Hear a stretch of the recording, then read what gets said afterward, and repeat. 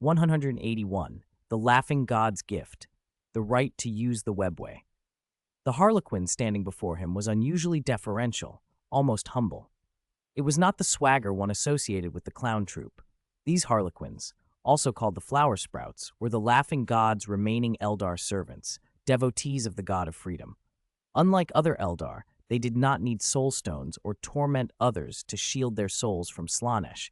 After surviving the harlequin trials, the laughing god himself, Xiaogaoqi, guarded their spirits. Their combat ability was legendary, capable of slaying custodes. During the Beast War, some of them had even infiltrated the Imperial Palace on Holy Terra, and though they claimed no ill intent, the custodes had intercepted them, suffering heavy casualties in the process. "What is your purpose here? How did you know I would be here?" Mr. Axis demanded. They had tracked his movements and were waiting the moment his ship arrived, using psychic teleportation to intercept him. "Respected Mr. Axis, strongest among the Imperium of Man," the harlequin intoned, "I bring the greetings of the Eldar gods." "Hold on. I'm not the strongest of humankind, at most second," Mr. Axis waved him off. No, Mr. Axis. The great laughing god says otherwise. That golden glowing emperor is your human god and cannot be counted among mortals. By the laughing god's sight, you are the strongest among men, the harlequin replied. The Eldar saw souls and powers with uncanny clarity. To them, the Primarchs were godlike beings sealed in flesh, and the Emperor was a true god. By their measure, Mr. Axis was powerful, but still immortal. "All right, enough flattery. Speak plainly," Mr. Axis said. "You are direct, Mr. Axis? May we speak face to face?" the harlequin asked. Mr. Axis nodded and ordered the Morning Star to bring the visitor to his training ground. A moment later, a flower sprout in clown motley stood before him. The harlequin performed a comic dance and made a ritual Eldar gesture. "Mr. Axis, the great laughing god bids me convey his goodwill. If you accept, he will grant you partial access to the webway. You may use the Eldar webway freely, and we will guide you," the harlequin announced. Mr. Axis blinked. They were offering him the webway, arguably the Eldar's most precious travel network. Dark Eldar, Harlequins, Exodites, and others used it, but the Flower Sprouts, custodians of the Laughing God in the Black Library, were its true masters, holding the maps of its routes. "Is this access for me alone or for all of humanity?" he asked. "Heh, only for you, Mr. Axis. You may enter the webway anytime. Need to return to Nuceria in a day? You can. It's extraordinarily convenient. That fast, faster than hyperspace.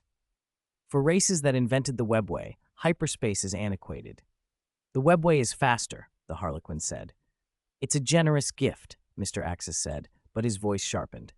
"No good deed goes unpunished. What does your laughing god want in return?"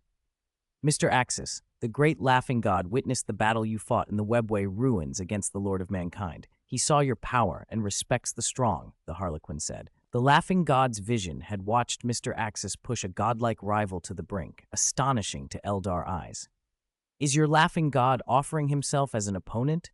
"I'd be interested," Mr. Axis replied. "He is not a god of combat. If you enjoy plays, he will perform his comedy for you," the harlequin said. "I have no interest in comedy, even if performed by your laughing god," Mr. Axis said flatly. "You will see it.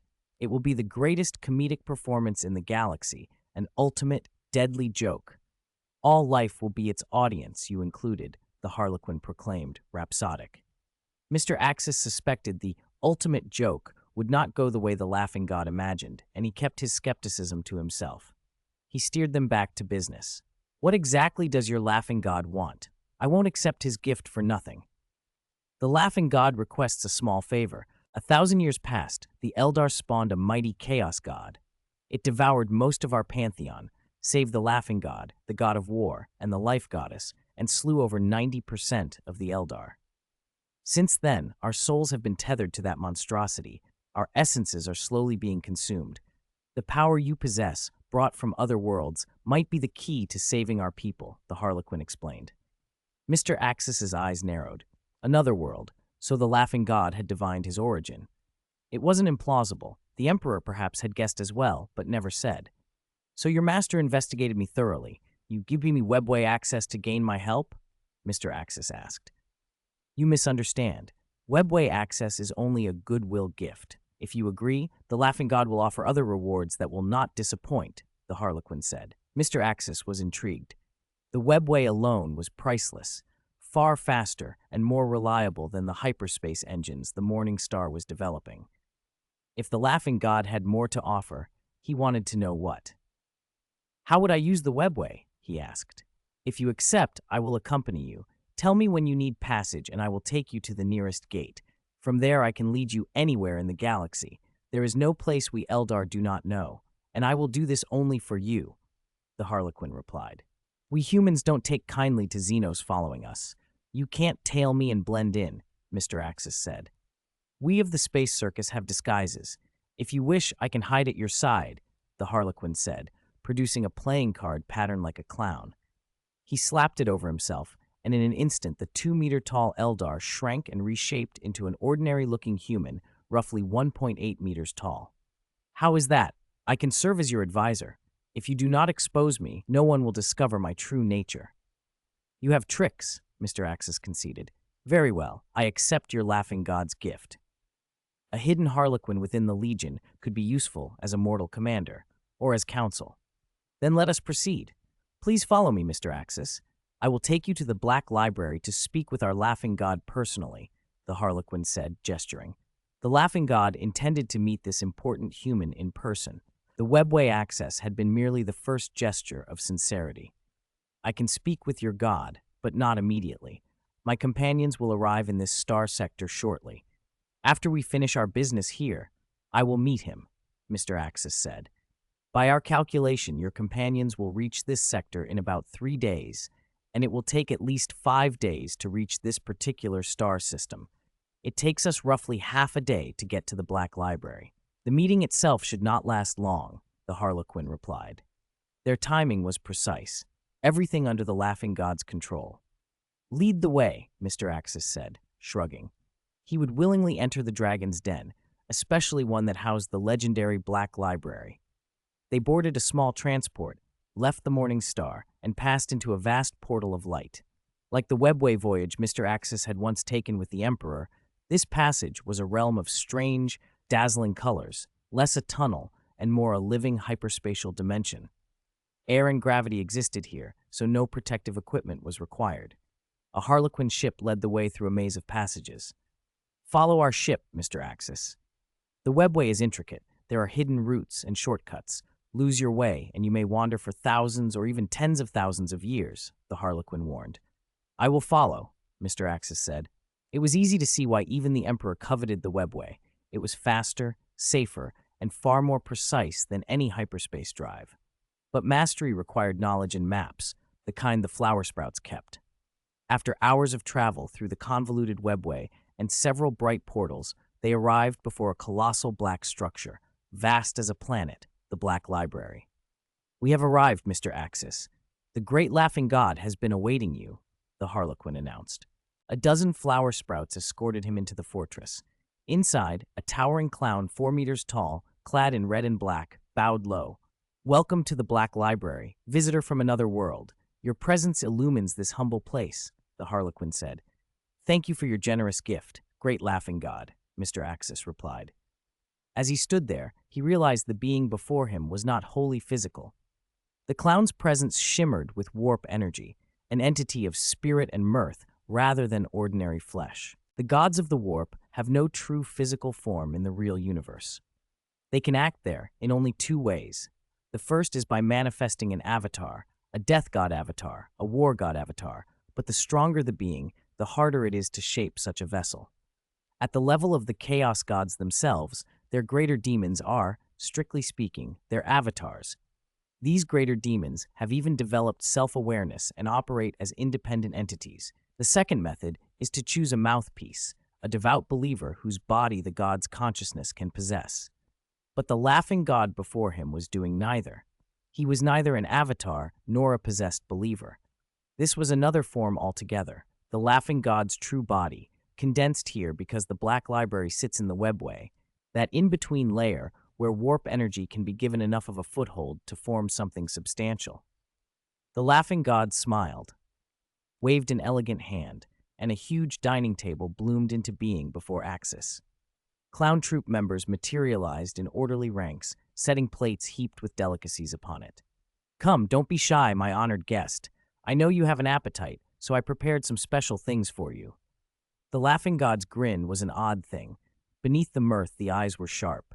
Axis smiled, nodded, and sat. After running most of the day, he was hungry enough to be polite. He set to eating without ceremony. These are not only beautifully presented, they taste remarkable, Axis remarked between bites. Ha ha! Some of my followers used to be nobility in the old Eldar Empire, so these are luxuries of the ancients. I'm glad you enjoy them, the laughing god said. He had gone to extravagant lengths to amuse Axis, gathering rare ingredients from across the galaxy for this guest.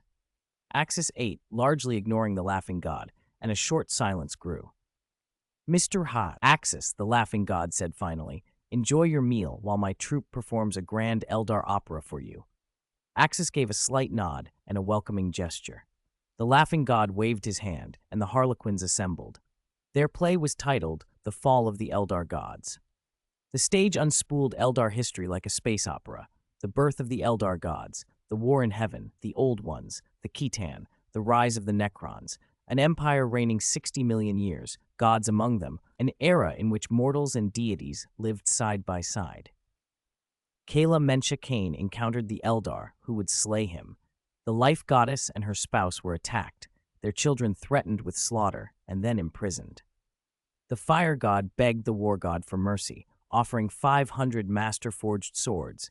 When the blades were finished, one was found to be only a mortal's weapon. The Phoenix King, Asuryan, finally decreed that the Eldar gods must not meddle in the lives of mortals, and the age of cohabitation ended. Scene after scene, splendor, decadence, the fist of glory giving way to rot, played out. The Eldar ruling classes sank into revelry, their empire fading from apogee to twilight. Society degenerated until it birthed a monstrous thing. Then a single Harlequin took the stage, dressed unlike any of the others. Her costume was opulent, and she wore a human-faced mask of purple that was unnerving. The face was androgynous, a neutral beauty both masculine and feminine, and yet a long, protruding tongue extended from the mask, an image both alluring and obscene. From her figure, Axis judged the performer to be a woman. There was a strict rule among the clown troupe: only a Harlequin may play Slaanesh. Strange, dangerous things happen when Slaanesh is enacted. Every Harlequin has but one chance to perform it. Once they take the role, an inexplicable force connects to them. When the performance ends, the performer's soul is claimed by Slaanesh. Each Harlequin has only that single fatal moment on stage. The other Harlequins portrayed the Eldar gods and surged to meet her. The purple Harlequin spun into the center of the stage, and the Black Library's ambient etheric hum stilled as if the room had taken a single held breath. Axis paused mid-chew and watched the dancer's toe touch the floor. The stage floor fractured like glass beneath that single point of contact. Crystalline fissures spidered out, and a viscous purple light seeped up from the cracks. A warp aura filled the air, an aura Axis recognized from the clash of Slaanesh and Khorne demons. This Harlequin was drawing on Slaanesh's power. On stage, the dancer seemed to become Slaanesh incarnate. The laughing god clapped delightedly and gave Axis an approving thumbs up. His carefully arranged performance was working better than expected. The Harlequin wearing Asuryan's crown screamed. Where golden powder had been used earlier to suggest blood, the powder now mixed with gore. The purple dancer's motions grew wilder. Her limbs bent in impossible angles, the long tongue on her mask writhed as if alive, and every movement exhaled a suffocating whisper of pleasure. One god fell after another. What had been an acted illusion became vivid, bloody reality.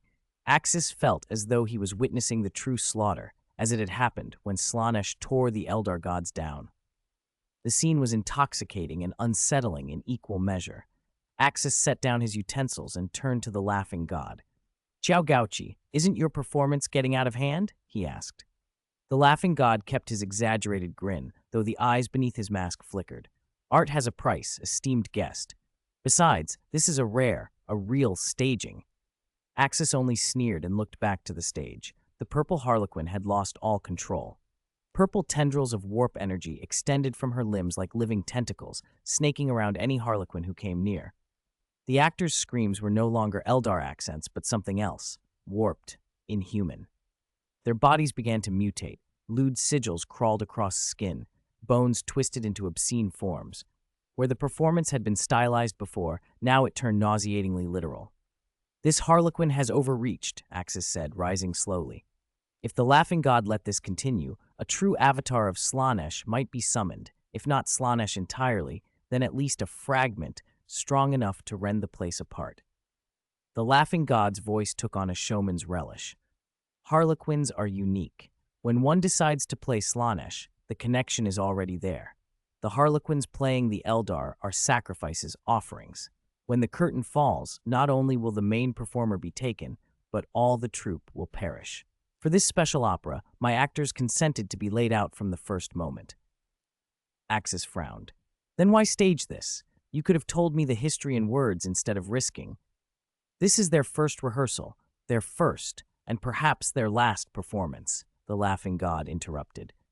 "Elsewhere, Slaanesh's consciousness might already have been dragged down to witness, but this is the Black Library, my territory. Lord Axis, see if you can suppress Slaanesh's power. Try to save the Harlequin on stage." Axis felt his control snap. "You're a lunatic," he said flatly. "Thank you for the compliment," the Laughing God replied, laughing softly. "Begin. Whether you succeed or fail, I will grant you passage into the webway." Axis drew a slow breath. The purple energy writhed like a living thing. The trapped Harlequin's shrieks braided into a single discordant sound, and the dancer playing Slaanesh seemed to grow more demonic and unbearably seductive with every passing moment. Axis snorted, and a golden light flared from him. He let his ki surge until his aura burned like a sun, an obvious, almost blinding transformation that made the clown troupe recoil. He leapt onto the stage, his presence throwing the other performers aside like leaves in a gust. He seized the purple Harlequin with a single hand and poured his ki into her body. At the same time, a golden halo of sanctity kindled in his soul. The sacred light acted like a counterforce to the chaotic purple. The tentacles of warp energy shriveled as if scalded, and the taint dissipated like mist under sun. The Harlequin, ravaged by Slaanesh's influence, began to come back to herself. As the purple power ebbed, the Laughing God laughed, but there was no malice in the sound now, only loud, delighted amusement. "Oh ho, hee hee ha!" he cried, the sound rolling through the Black Library like a bell. 183. Axis, you are the most precious drop of water in the universe. Light erupted from Axis's palm, stabbing into the Harlequin like a killing blade. The writhing purple tendrils screamed as they dissolved into green smoke under the holy aura. "Interesting. So very interesting." Laughing God Chao Gaoki slapped his knees and hopped with delight, the stitched smile on his mask stretching toward his ears. To be able to purify even the power of the Dark Prince of Pleasure, what is this power from another universe? The purified Harlequin convulsed. Axis felt a chill against his palm and looked down as the dancer's mask split with a brittle crack. Half of a pale Eldar face was revealed. The left eye a crystalline amethyst, the right glowing gold. Slaanesh's external influence had been forced out, but somehow half of its essence still clung to this Eldar through a mysterious tether. "Don't stop now," the Harlequin rasped, grabbing Axis's wrist with her backhand. Her cracked lips whispered in an echoing voice, "Keep purifying. I feel better than I ever have." She had never felt this before. From the moment she chose to become a Harlequin and play Slaanesh's part, an inexplicable bond had been forged between her and the entity. Unlike other Harlequins, her fate had been total consumption. Her whole soul was meant to be swallowed by Slaanesh. This was supposed to be her first and last performance. Now, everything was changing. Axis's pupils narrowed. Two very different powers were wrestling inside the body. Slaanesh's corruption, like a marrow parasite, burrowed into the soul, while Axis's holy energy fragmented into countless golden needles to purge it. Most strangely, the Eldar soul itself seemed to be cooperating with the cleansing. "You planned this very well," Axis said. "If I fail, what would you have done?" Axis pushed more chi into his palm. An Eldar body was far tougher than a human one. He didn't risk injuring her by increasing output. The Harlequin in front of him opened her mouth and howled hoarsely as her eyes glowed purple and gold. Axis concentrated, and the Slaanesh taint began to unspool. "Hold on, this will hurt. Bear with me." Axis's holy energy poured deeper. The Eldar arched with agony, releasing a wrenching shriek that at first carried Slaanesh's layered harmonies. A strange purple eye formed and fixed on Axis. "Outsider, I see you. I will tear your flesh and devour your soul. This is the price for taking food from my hands," a voice, neither wholly male nor wholly female, rumored from within. At that sound, the laughing god and the surrounding harlequins recoiled, horror on their faces. This was the Black Library's signature. Slaanesh's power had invaded even here. "Is that so?" Axis answered coldly, golden light flaring in his eyes. "I've seen your fights with the ancient Eldar gods, one-sided affairs. You think you're invincible, but you haven't faced me. I'll show you the pride of a Scion." Words alone meant nothing in the face of the warp, but Axis wanted to goad it. Slaanesh's voice cracked. "You think you are strong? Against a true god. What is your power? I will send my greater demons to play. By then, let us see if you can still be so confident." "How wonderful. Send the strongest. Send many. I haven't slain a greater demon yet," Axis said flatly. As Slaanesh faltered, Axis clapped his hands and thrust them forward. A pure pillar of golden light drove through the Eldar, vaporizing the remaining purple energy. A pained cry echoed from the distant warp and then died. Slaanesh's hold was utterly expelled. The Eldar collapsed like a broken puppet. Her mask lay in shattered pieces. Her face was pale and pure.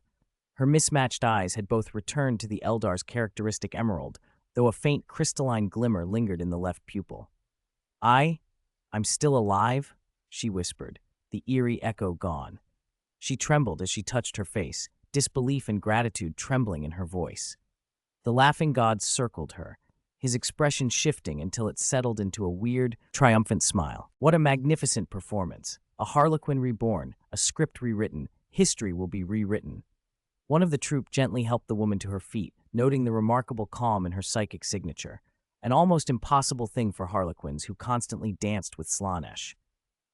"Cassandra, how do you feel?" someone asked. "It's like waking from an endless nightmare," Cassandra breathed, tears pooling. "I can feel it. The hunger, it's gone. The connection is severed. I am free." From birth, every Eldar endured the same curse, the terrible likelihood that Slaanesh would one day devour their souls. No one was exempt. But today, Cassandra had truly broken that chain, perhaps the first Eldar to do so in any real sense. Footsteps and distant shouts answered them. The harlequins erupted into joyous cries and wild dancing. This was a moment to remember. This was victory. All their preparation had not been in vain. Someone had shown that an Eldar could be freed from Slaanesh. "Celebrate, my children. This is our victory," laughing god Chaogauchi proclaimed, spreading his arms. After so many years, he had seen a dawn where Slaanesh might be defeated. This light was like the most precious drop of water in a dark, cold, despairing universe. This visitor from another world, this traveler, might be the key. He did not have much faith in Yniad, the Eldar death god, who might arise only by sacrificing countless souls. That would be a desperate, mutually ruinous gambit between Eldar and Slaanesh. Whether Yniad would truly be an Eldar god or simply another chaos god remained uncertain. "Don't get too excited," Axis cautioned, waving a hand. "Your souls are bound to Slaanesh. Even if I evolved 24 hours a day, I couldn't process the numbers you need." The harlequin they had saved had been exceptionally strong, terrifyingly resilient physically and psychically. She could withstand a full purification. Most Eldar would likely collapse long before Axis could finish purging them. Harlequins were among the Eldar's strongest. Cassandra was among the best. Axis's words were a bucket of cold water on the celebration. Yes, a harlequin had been freed, but she was extraordinary. Could ordinary craft-worlders endure this ritual? And even if Axis pushed himself to the limit day and night, the entire Eldar race was far beyond his capacity. "Do not say that, Lord Axis," Cassandra insisted, struggling to her feet and then kneeling before him. "I see hope in you. You are the most precious drop of water in this dark, despairing universe. Please, allow me to follow you." "Don't kneel so quickly," Axis said. "Aren't you harlequins supposed to have severed your links to Slaanesh? Aren't your souls protected by the laughing god? That protection keeps them safe while they travel, prevents Slaanesh from gorging themselves when they leave the web, but it does not sever the bond or grant true freedom," the laughing god admitted with a shrug. "My power protects, but it does not fully cut the strings." Axis smiled thinly. He had other ideas, perhaps giving them the fruits of the mental tree or waiting until he reached another level of power, until he could help more. Now, he said, tell me about your reward. I believe what I've done is worth something. Mr. Axis, Chaogauki said, eyes bright with conviction, the future of our race is tied to you. I am certain of it, and as for a reward, it will satisfy you. Have you ever heard of the avatar of the war god? Axis nodded. I have. When Slaanesh slaughtered the Eldar gods, Khorne arrived, seeking the soul of the Eldar war god. Their clash shattered the war god into countless fragments. Those fragments are scattered among the craft worlds, serving as avatar weapons. Exactly, the laughing god said. He produced a glowing golden orb and placed it before Axis. The light pulsed like a living thing. This was indeed a fragment of Kala Mensha Kain's soul. 184. Fragments of the God of War. Do you want to inherit the throne of the God of War? Axis stared at the golden orb resting in the laughing god's palm, feeling the raw power contained within it. Intrigued, he couldn't help but smile. He had expected rewards, but never that. A soul fragment of Kala Mensha Kain. You actually use a God of War's fragment as a bargaining chip? Axis said. Placed in an arc world, that's a super weapon, and it needs a Farseer's sacrifice to activate. Because you're worth the investment. The laughing god, Chaogauchi, spoke with measured amusement. Fragments of Kala Mensha Kaini have floated through arc worlds for millennia, yet none have truly awakened. They can be used as crude weapons by summoning avatars, but that is a poor use of such divinity. You, an existence capable of purifying Slaanesh's corruption, might be the successor the God of War's divinity awaits. Chao had watched Axis and seen a shadow of Kala Mensha Kaini in him. A battle-mad instinct, an appetite for war, the same obsession with becoming a god.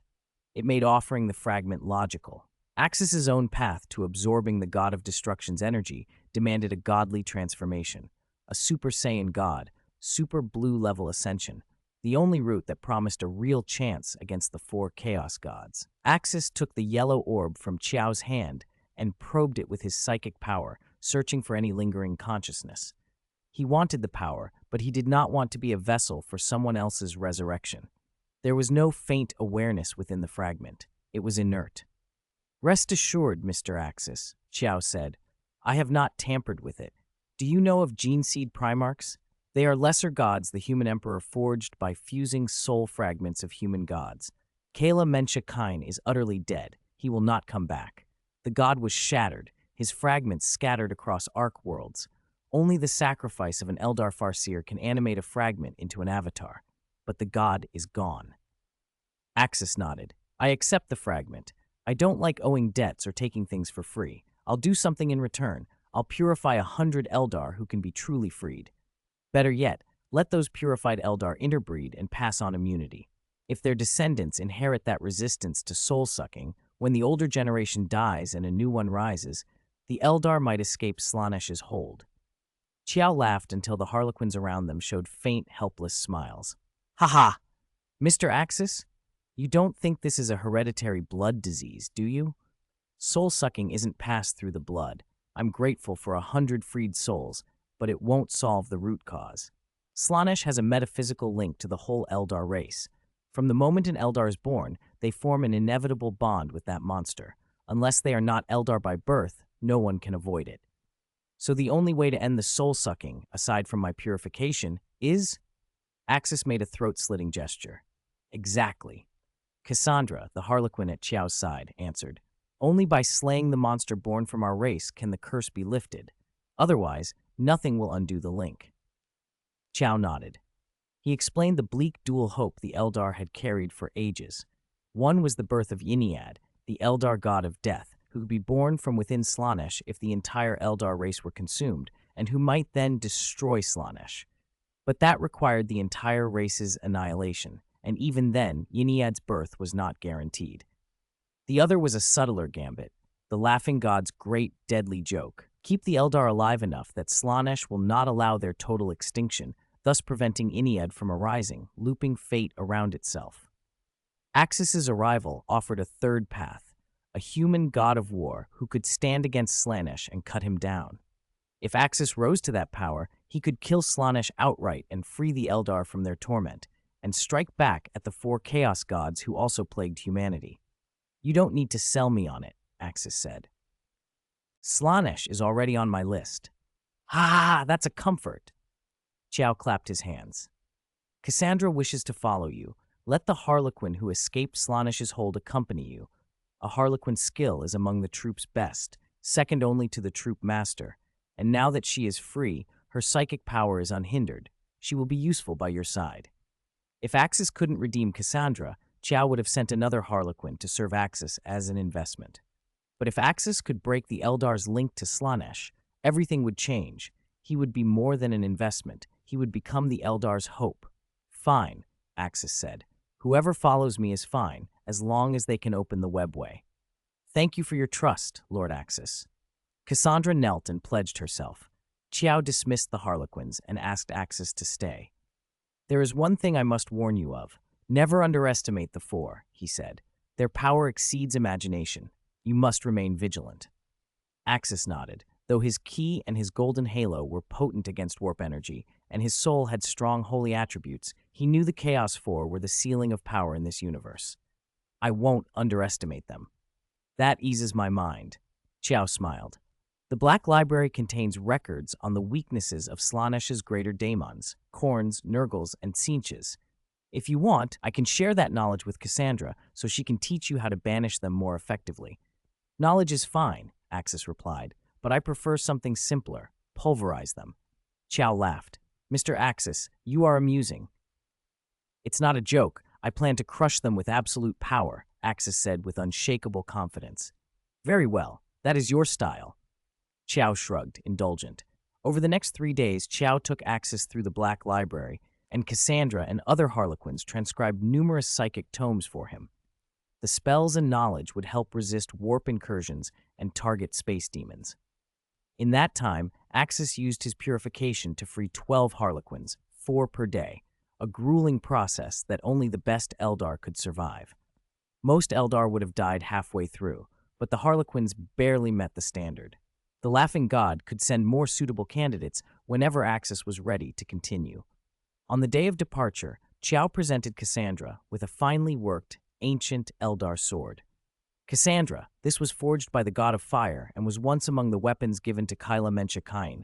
I collected a few of these. Take it. It is divine grade and can harm space demons. Cassandra accepted on one knee, reverent. Great Laughing God, I will not fail. I will use this to slay Slaanesh's great demons and banish chaos. I believe in you, Chiao said. Mr. Axis, you are welcome back to the Black Library anytime. My servant will guide you out. And remember, our conversation was private.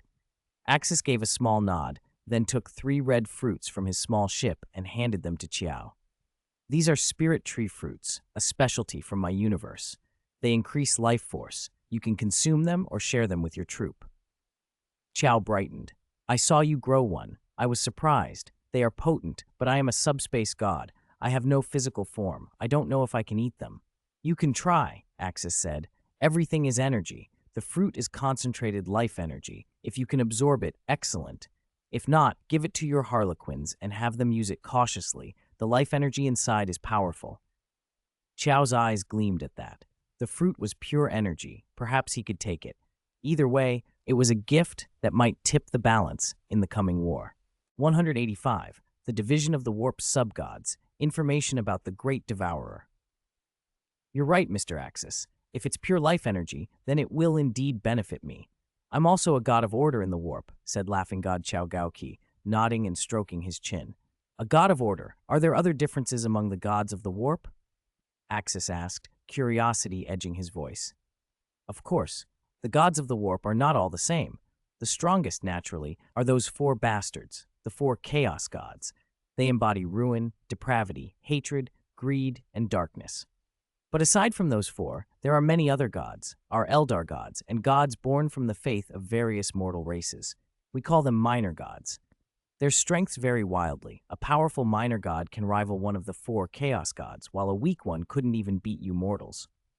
Right now, the most potent minor gods are Gork and Mork of the Orcs. They're staggeringly stupid and savagely cunning at the same time, but their strength rivals that of Asuryan or Kala Mensha Kain. If the two of them teamed up, they could stand toe-to-toe with a chaos god. There are also gods for weaker races, the laughing god explained to Axis kindly and simply. Axis listened. He already suspected there were many minor gods besides the chaos deities, some malevolent, some orderly and protective of their people, like the Tau goddess who appears in the far future to safeguard her own race. But Axis was especially interested in one being whose stature in the galaxy was unusually high, almost on par with the Dark King who lurks in the Emperor's soul, a presence that, if it ever manifested, would herald catastrophic annihilation. Have you heard of the Tyranids? What caliber of god would their great devourer be? Axis asked. The Tyranids were not supposed to have reached the galaxy yet. They would arrive some 10,000 years in Axis's future. Still, their nature was terrifying, a hive species overflowing with psychic organisms, brain bugs, Norn queens, hive lords, hive tyrants, whose presence drags a planet's warp into shadow, driving psychers insane and severing astropathic communication. When a Tyranid fleet descended, entire worlds were consumed. In the 42nd millennium, after the Great Rift split the galaxy, the Tyranid Kronos fleet and swarms of chaos daemons clashed on Shadowfen. The Tyranids slaughtered the daemons with brutal efficiency, downing even greater daemons and daemon princes. To the Tyranids, chaos daemons were food, competitors, predators, targets. They even evolved specialized creatures whose sole purpose was to hunt daemons. Yet the four chaos gods, despite their cosmic claims, made no public outcry when the Tyranids from beyond the galaxy attacked. Against the Great Devourer, they were silent. The Fourth Tyranid War pushed the Imperium to the brink. Guilliman created artificial extermination zones within the solar system to try to isolate the Tyranid threat from Holy Terra. In many respects, the Tyranids exerted an oppressive force surpassing that of chaos. So what level of god was the Great Devourer? Not likely inferior to the four chaos gods, perhaps even stronger. Yet the Great Devourer was not purely a warp entity. It seemed to be an independent cosmic force. It remained mysterious and poorly understood. I've never heard of them, the laughing god said with a frown. If they were so formidable, how could I not know? A god born of that race could not be stronger than the four chaos gods, could it? Axis shook his head. You haven't heard of them because they haven't arrived in force yet. Their nature is peculiar. They consume all biomass, and their organisms are all essentially soldiers, without individual souls. They share a single will, the hive mind, and it's endlessly ravenous.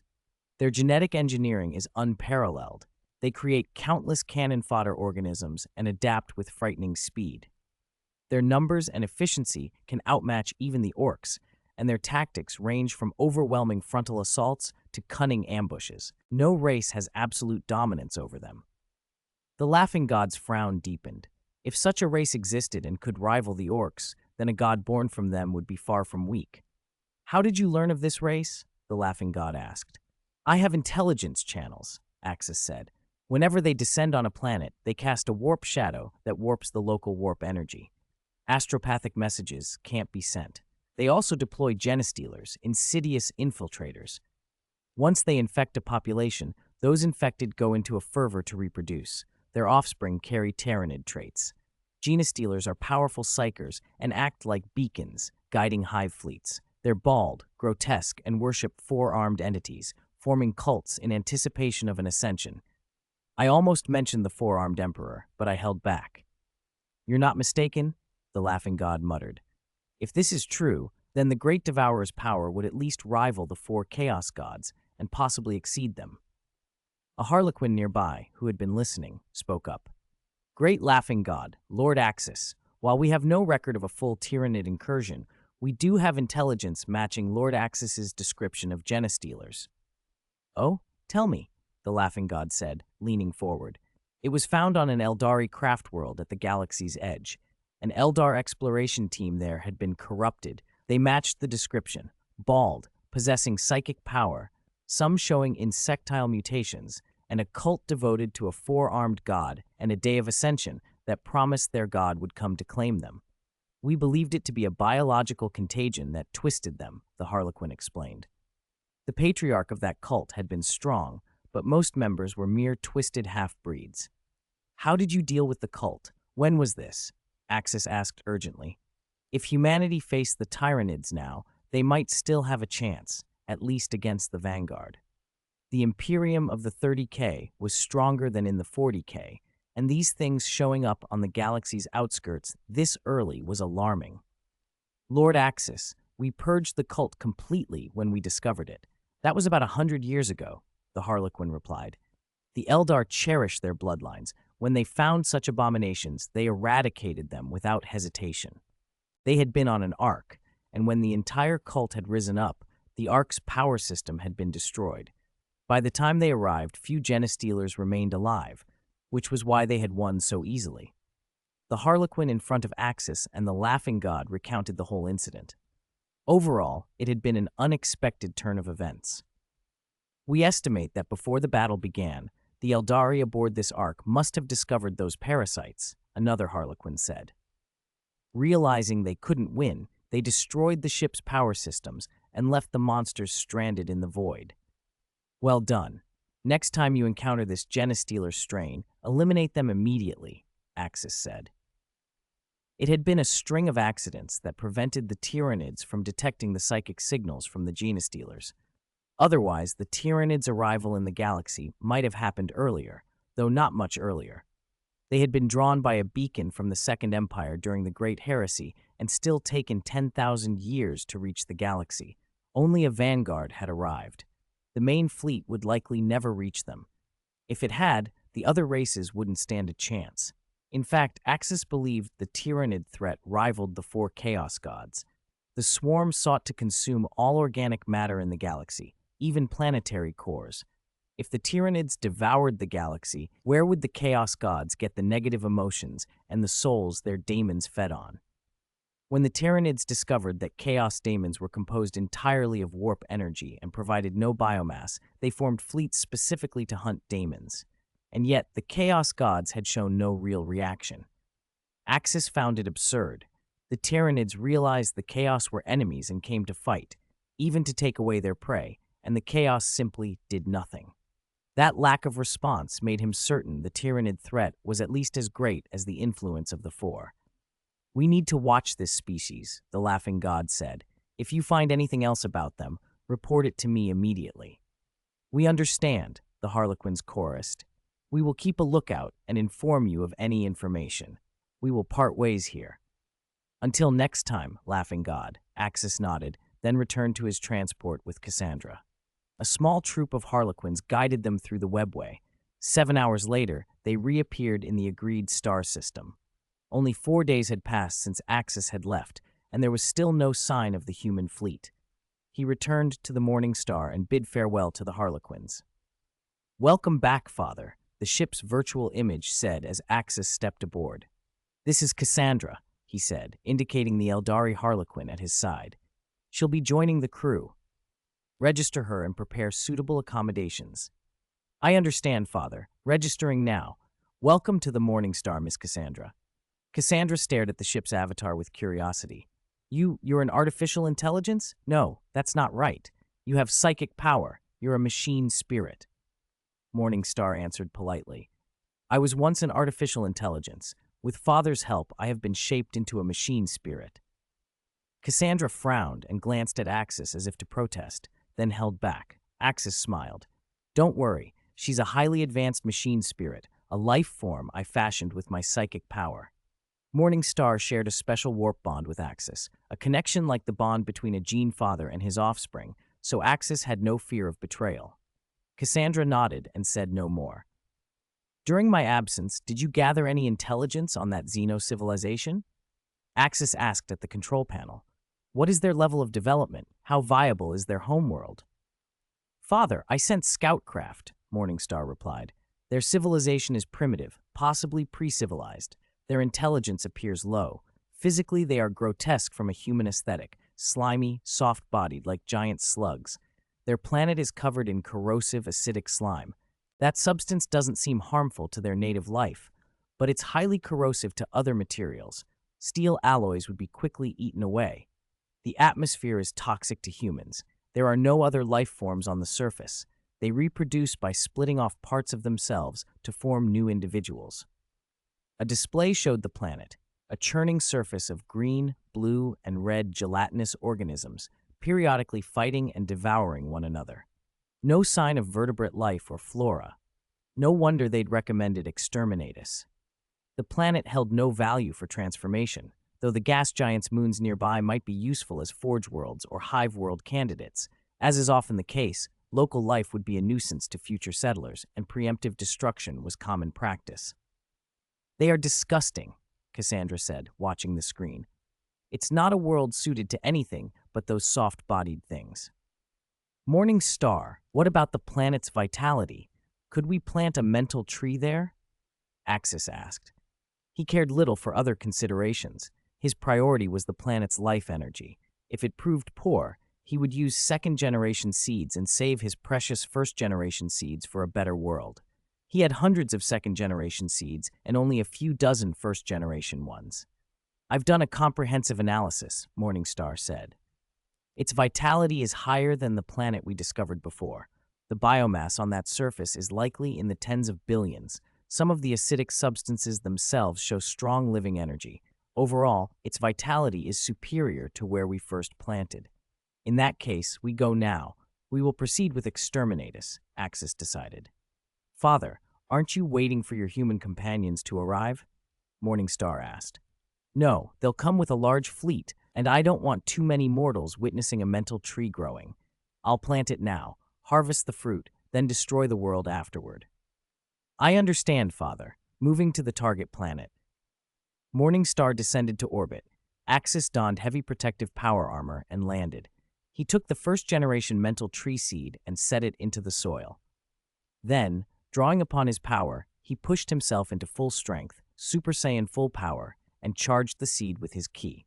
The seed took root instantly and exploded into growth, a ravenous sapling that began to draw the planet's vitality, consuming the life energy of that slimy, corrosive world. Just as the first spirit tree had done, the roots of this new tree plunged through the planet's crust and burrowed straight toward its core. Once they found purchase, they began to drain the world of life. Multicolored, amorphous slimes were sucked into the roots and vanished. Creatures across the planet writhed and scattered in panic, but the roots, like living claws, pierced and consumed them. The atmosphere thinned, acidic soils were desiccated, and even poisonous compounds were absorbed and converted into raw life energy for the tree. Cassandra watched from the ship and felt a cold dread settle over her. She had known of powerful organisms, but never anything like this. This wasn't just a plant. It was a life planet being harvested from the inside. You could bring a fleet to bombard a world or land an army to fight for it, but never had she imagined a single organism could strip an entire planet of life. The spirit tree grew with terrifying speed. Within a cycle, it had become a monstrous trunk, and after a day and a night, it soared roughly 50,000 meters into the sky. Its roots fanned and tangled until they covered the planet's surface. In 2 days, the tree had consumed every last nutrient and organism. The ecosystem collapsed, and the world was left a lifeless husk. Once the tree was fully mature, Axis, accompanied by Cassandra and the Morningstar clone he had fashioned, entered a vast hollow within the giant trunk. The fruit hung not on outer branches, but inside that inner chamber. "Strange place for the fruit to grow," Cassandra said. "You'd expect it to be on the branches." "It would be harder to harvest if it were," Axis replied. "Inside the hollow, it's easy. Come on, pick them all, and we'll take them away." They set to work. Axis was the first to pluck a spirit tree fruit and eat it. The flesh was intensely sweet with a faint tartness, a flavor shaped by the planet's conditions. The life essence stored inside this batch of fruit had increased by roughly 50% compared to the very first one he'd planted. They were larger, rounder, and more pink than before. Even the seeds carried a reddish tinge, closer to the original generation of seeds. This planet had been about the size of Holy Terra, and the fruits it produced were substantially superior to those from the moon-grown first plantation. Axis planned to use the new second-generation seeds in a third planting to see what they would yield. It took less than half an hour to harvest every fruit in the hollow. "Father, I counted. We collected 846 fruits." "You ate one. So there are 845 left, Morningstar reported. All right. Axis handed Cassandra 2 fruits. Cassandra, take these 2 and give them to your companions so they can deliver them to the laughing god. This fruit only works once per crop on a single person. A second feeding won't have any effect. In the future, the Eldari laughing god might become an ally and share intelligence. It wouldn't hurt to strengthen the Harlequin. Next time they met, Axis wanted the clown god to have some demonstrable combat ability. Cassandra accepted the fruits carefully and contacted the nearby clown troop by communicator, giving the 2 to them to carry to the laughing god. After they left the tree, the planet's final collapse completed, every trace of biomass gone, the world utterly dead. Tell your companions, Axis said. If they come across a planet in this condition, there are only 2 possibilities. I'm planting a spirit tree, or the Tyranids have arrived. Understood, Mr. Axis, Cassandra said with a solemn nod. That evening, a warp fluctuation tore open space nearby, and a Gloriana-class battleship manifested in the system. No escorts, nothing else. It was Magnus's flagship, and with him were not only the Thousand Sons, but 100 Blood Angels led by the Archangel Sanguinius. At Magnus's request, the Primarch had left his main fleet elsewhere. Sanguinius had likewise come without his own Gloriana. Has Mr. Axis not arrived yet? Asked a man nearly 3.8 meters tall in ornate golden armor, enormous white wings folded behind him. His face was strikingly handsome. He stood beside Magnus and peered at the ship's scans. The system was silent, no vessels, nothing showing on the long-range sensors. A mortal naval commander reported that the life planet designated for exterminatus had vanished. There are no signs of life on the target world, the officer said. It's completely dead and lacks an atmosphere.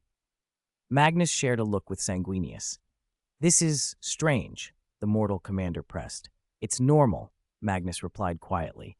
We probably don't need to execute exterminatus. Axis had already told Magnus about the spirit tree's effects. The dead planet had not been destroyed by ordnance, it had been harvested. Axis had come early and done the work himself.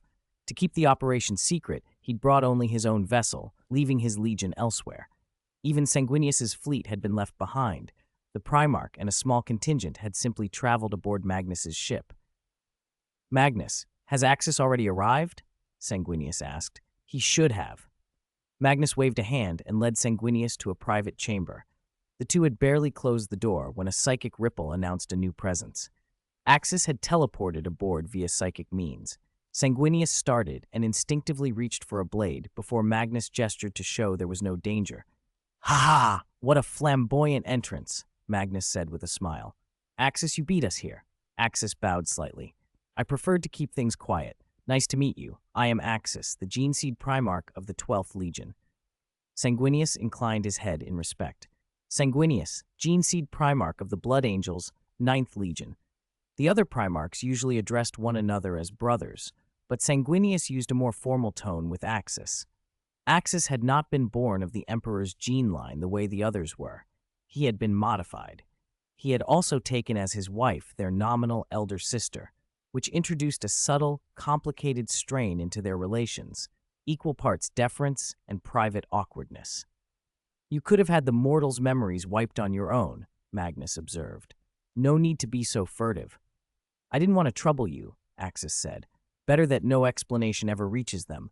Let the planet simply cease to be for some unknown reason." Magnus's curiosity was piqued. "Where's your ship?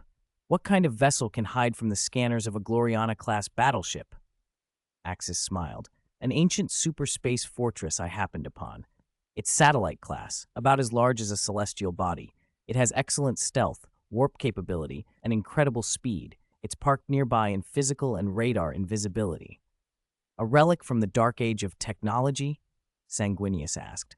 The idea brought to mind Rogel Dorn's Phalanx, itself a Dark Age vessel reshaped into the Imperial Fist's flagship. "It's somewhat larger than Dorn's Phalanx," Axis said.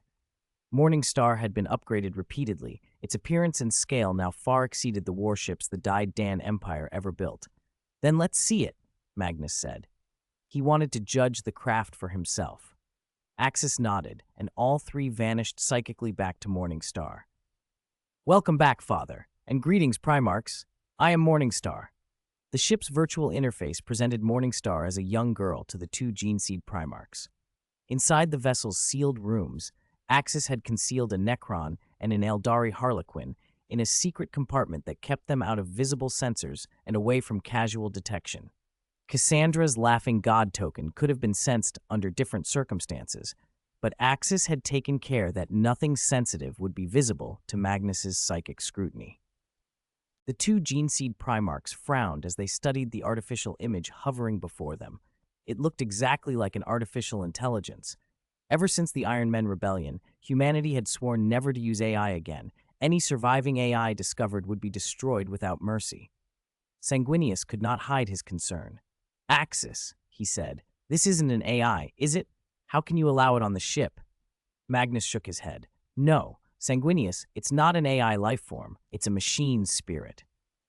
Magnus could read things Sanguinius could not. He sensed the faint, coherent spark that marked a soul embedded in a machine, like the spirits that inhabited Gloriana-class battleships and other Imperial engines.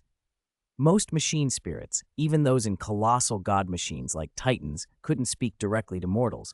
They communicated only with trained operators through secret rites. But the machine spirit before them was different, astoundingly intelligent. Axis smiled, confirming what Magnus had already perceived. "It's not an AI. It's a machine spirit I created by special means. If I had to name her, I'd call her a super machine spirit." He explained that this was the origin of the Morning Star. Sanguinius exhaled in relief and wonder. "I thought it was an AI from the dark age of technology. The frightening thing about AI is their productivity. Give one a single star system's resources, and it could instantly arm a mechanical army, fully automated production, no personnel needed." Magnus added, "AI and machine spirits are not the same. AI have huge computation and replication abilities, but lack the self-control of a machine spirit. A machine spirit, however, normally lacks the terrifying self-replication and industrial productivity of an AI." Axis said nothing, but his smile deepened. This super machine spirit was more than they had at first realized. She had already established many Imperial equipment production lines. With enough materials, she could even produce a Gloriana-class battleship. "Here," Axis said, producing 2 fruits and tossing them to Sanguinius and Magnus. "Take these." Magnus accepted his without ceremony. This was too valuable to be polite about. Sanguinius turned the fruit over in his hand. It was larger, plumper, and far more vibrant than the one Axis had given him before. Simply smelling it made his mouth water. His cells seemed to hunger for it. "Axis," Sanguinius said, "is this one of those spirit tree fruits you gave me before? That first one doubled my strength, but you told me a second wouldn't do anything." Axis smiled. "If 2 fruits come from the same tree, a second fruit won't have any effect. This one is different. You can see it's a full size larger than the previous ones. It contains a higher concentration of life essence. Eat it, and it will greatly enhance your strength." He explained that this fruit was comparable to the spirit tree fruit cultivars grown by Turles and the others on Earth. Only better, this one had fully ripened, not half-grown and blighted. Its cultivation was difficult, and its essence potent. "How is it grown?" Sanguinius asked, curiosity overriding caution. A fruit with such an effect on a gene-seed Primarch was a precious thing indeed. Axis's expression grew private. "The cultivation conditions are harsh. Right now, only I, the Emperor, and Magnus know the exact method. In the whole universe, only I can plant this tree in a way that will produce such fruits. Even if others obtain seeds, they cannot raise them." Sanguinius bowed his head slightly. "If it's an Imperial secret, then I should not pry. Just know it's precious. Don't be shy. It's a gift," Axis said, then turned the conversation back to the matter at hand. "Now, let's discuss your problem, the issue with your gene-seed offspring." Sanguinius's face grew grave. He had come to talk about that very thing. For a long time, his legion's gene mutation had haunted him. Outwardly, his sons were exemplary space marines. Inwardly, many harbored a terrible bloodlust.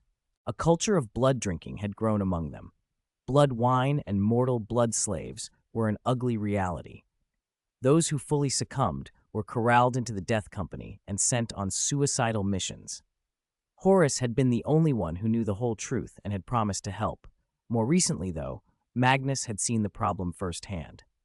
During a shared campaign, Magnus witnessed Sanguinius's troops mutate and attack mortals. Rather than report the matter to the Emperor, Magnus had taken Sanguinius aside, confessed that his own legion had suffered gene seed mutations, and in the privacy of that exchange, the two Primarchs found common ground. Magnus had suggested they consult Axis. "I know the situation," Axis said. "I've thought it through. I have two methods that might work, though I can't guarantee 100% success." Magnus nodded in encouragement. With a careful psychic nudge, he conveyed one quiet message to Axis, that Sanguinius did not know about the cultivators. He had withheld that information. Axis acknowledged the nudge with a slight nod, answering back in kind with a psychic reply. Sanguinius leaned forward. "Tell me the methods. I need a solution. The more battles we fight, the less stable my gene seed becomes." Axis outlined the first plan. "First, I will use the power of Ki to evolve your gene seed and produce a batch of perfected gene seed. In theory, when implanted into new recruits, this perfected seed should block the specific warp mutation you're seeing." "That's promising," Sanguinius said. "I've seen perfected gene seed before. No warp taint. It would be very helpful." Sanguinius hesitated. Their mutation didn't seem to be caused by a simple warp infection in the usual sense. Could this method really cure what ailed his sons? "Don't be in a hurry," Axis said. "I have a second method." "Say it," Sanguinius ordered. "The second method also uses Ki. At the time of Space Marine augmentation surgery, I would apply Ki to stabilize the candidates during the operation, increasing the surgery's success rate. Combine that with perfected gene seed, and you should be able to solve the problem." Those were the two most viable options Axis had devised. Sanguinius considered them. "We'll try the first method first, produce a batch of perfected gene seed. The second method, Axis, you can't stay with my legion forever. That's not practical." Axis's eyes glinted. "That's not necessarily true. 189, pony and space vampire who want to fight Saiyans." Magnus sat to the side, an understanding look on his face. Axis was about to reveal something about cultivators. A mysterious smile curved Axis's lips. In this world, aside from himself, only cultivators could still use chi. Sanguinius, being an archangel and a gene seed Primarch, had proven loyalty, so Axis planned to cultivate a chi-using individual from Sanguinius's gene line. If successful, that cultivator could stand in for Axis with Sanguinius and handle the gene seed evolution issue while Axis worked on modifying the legion. "Literally," Axis said. "Sanguinius, I have a special method to help you produce a gene seed offspring capable of controlling Ki. That offspring could act as an escort while I alter your legion's members." "There's such a method?" Sanguinius asked. "Then perhaps we should try. I brought 2 members of the Death Company with me, sealed in iron coffins and held in stasis. Would you like to see them?" "Bring those 2 mutated gene seed offspring," Axis said. He was curious. He wanted to see what these legendary vampires truly looked like. "I'll be right back," Sanguinius replied. "I'll fetch them and the gene seed. I brought quite a few samples." Magnus stood, staff in hand. "I'll teleport you back. Ready when you are," he said, and with a flash of psychic power, sent Sanguinius directly to his ship. Magnus didn't go with him. His psychic reach was now enormous. He could observe both ships from where he sat. He saw everything Sanguinius did on the deck as clearly as if he were there. "Your strength has grown," Axis said. "You can teleport him without even leaving your ship." Magnus chuckled. "That spirit tree fruit you gave me made all the difference. Decades of steady chi enhancement. If not for that, I wouldn't be where I am." "Eat the one I just gave you," Axis suggested. "With your current constitution, you should digest it immediately." Axis wanted to see what would happen when a gene seed Primarch consumed a spirit tree fruit. Magnus nodded, took the red fruit, and bit into it. It dissolved on his tongue. The moment he swallowed, life energy surged through him, about 50% stronger than the last fruit he'd eaten. Terrifying vitality suffused every cell and even his soul.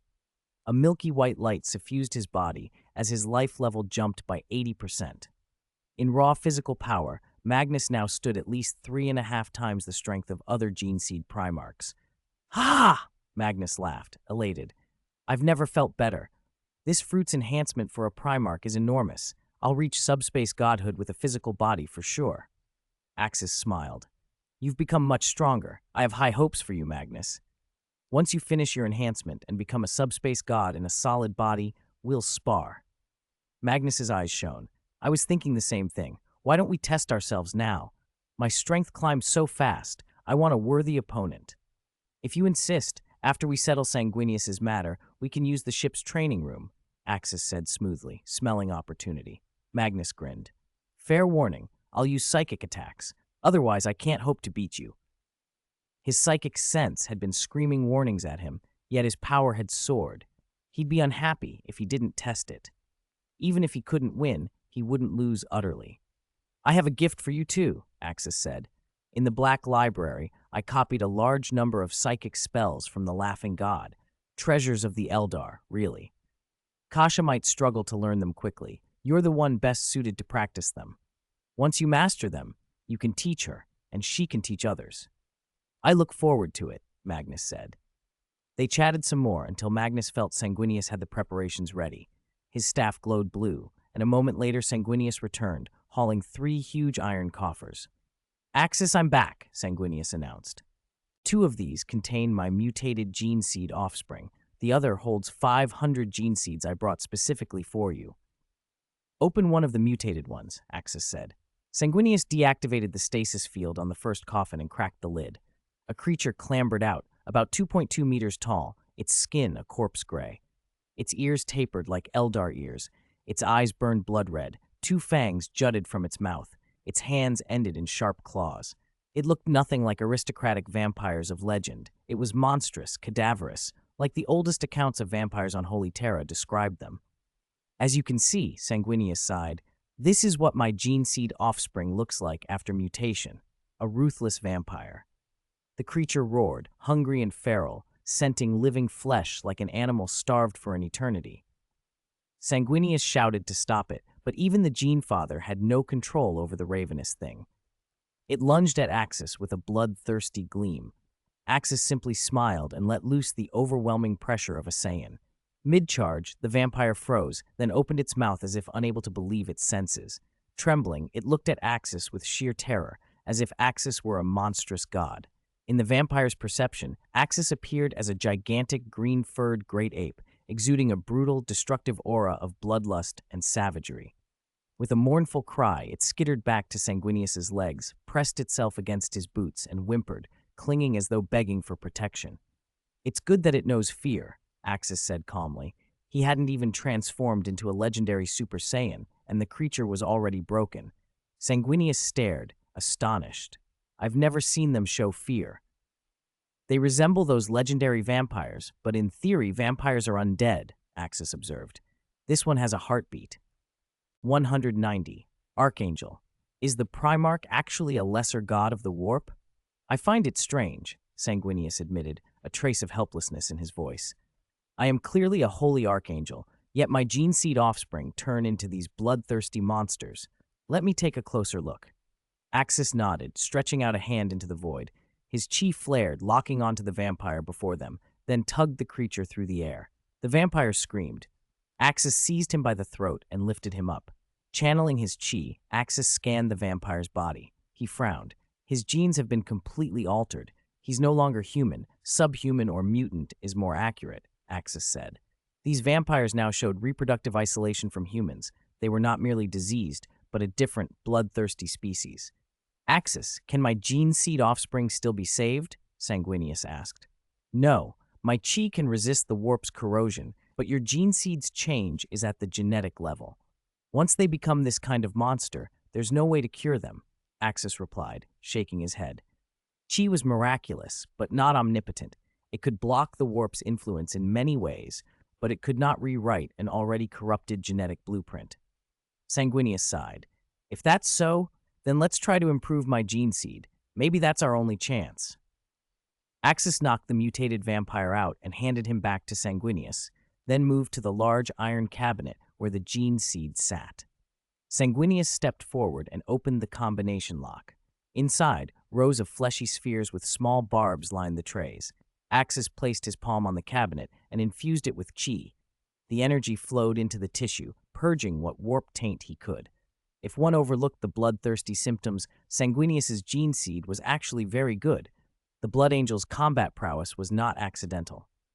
Tens of minutes later, Axis finished. The spheres had smoothed and rounded.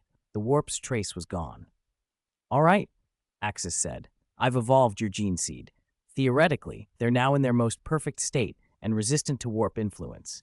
You can use them on new recruits." Sanguinius watched the gene seed with a complicated expression. His seed had not been corrupted by the warp in the same way as Magnus's. There had been very little warp residue to purge. Instead, the problem lay elsewhere, an intentional or inherent design within the genes themselves. It was like the Space Wolves' Canis Helix, an inbuilt defect that enhanced their warriors at a cost. The Blood Angel's bloodthirstiness likewise increased combat ability while bringing monstrous consequences. Axis, will this perfected gene seed remove the bloodthirsty condition or at least reduce its likelihood? Sanguinius asked. It will significantly reduce the chance of the condition appearing, but it won't eliminate it, not unless they cease to be your genetic offspring. This is a flaw inside your genes, not a warp curse, Axis said. The chi-refined seed could minimize the symptoms and lower the probability of transformation, but it could not erase the genetic predisposition. Sanguinius looked pained. He had hoped for a complete cure. Magnus stepped forward and rested a hand on Sanguinius's shoulder. "It's not nothing, Sanguinius.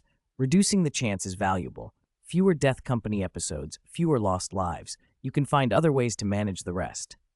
"Sanguinius, you can also use chi during the implantation surgeries," Axis added. "It's feasible, but it is still symptom control, not root cure." "That's fine," Sanguinius said. "At least my legion will look more normal. I'll find other answers later." He meant it.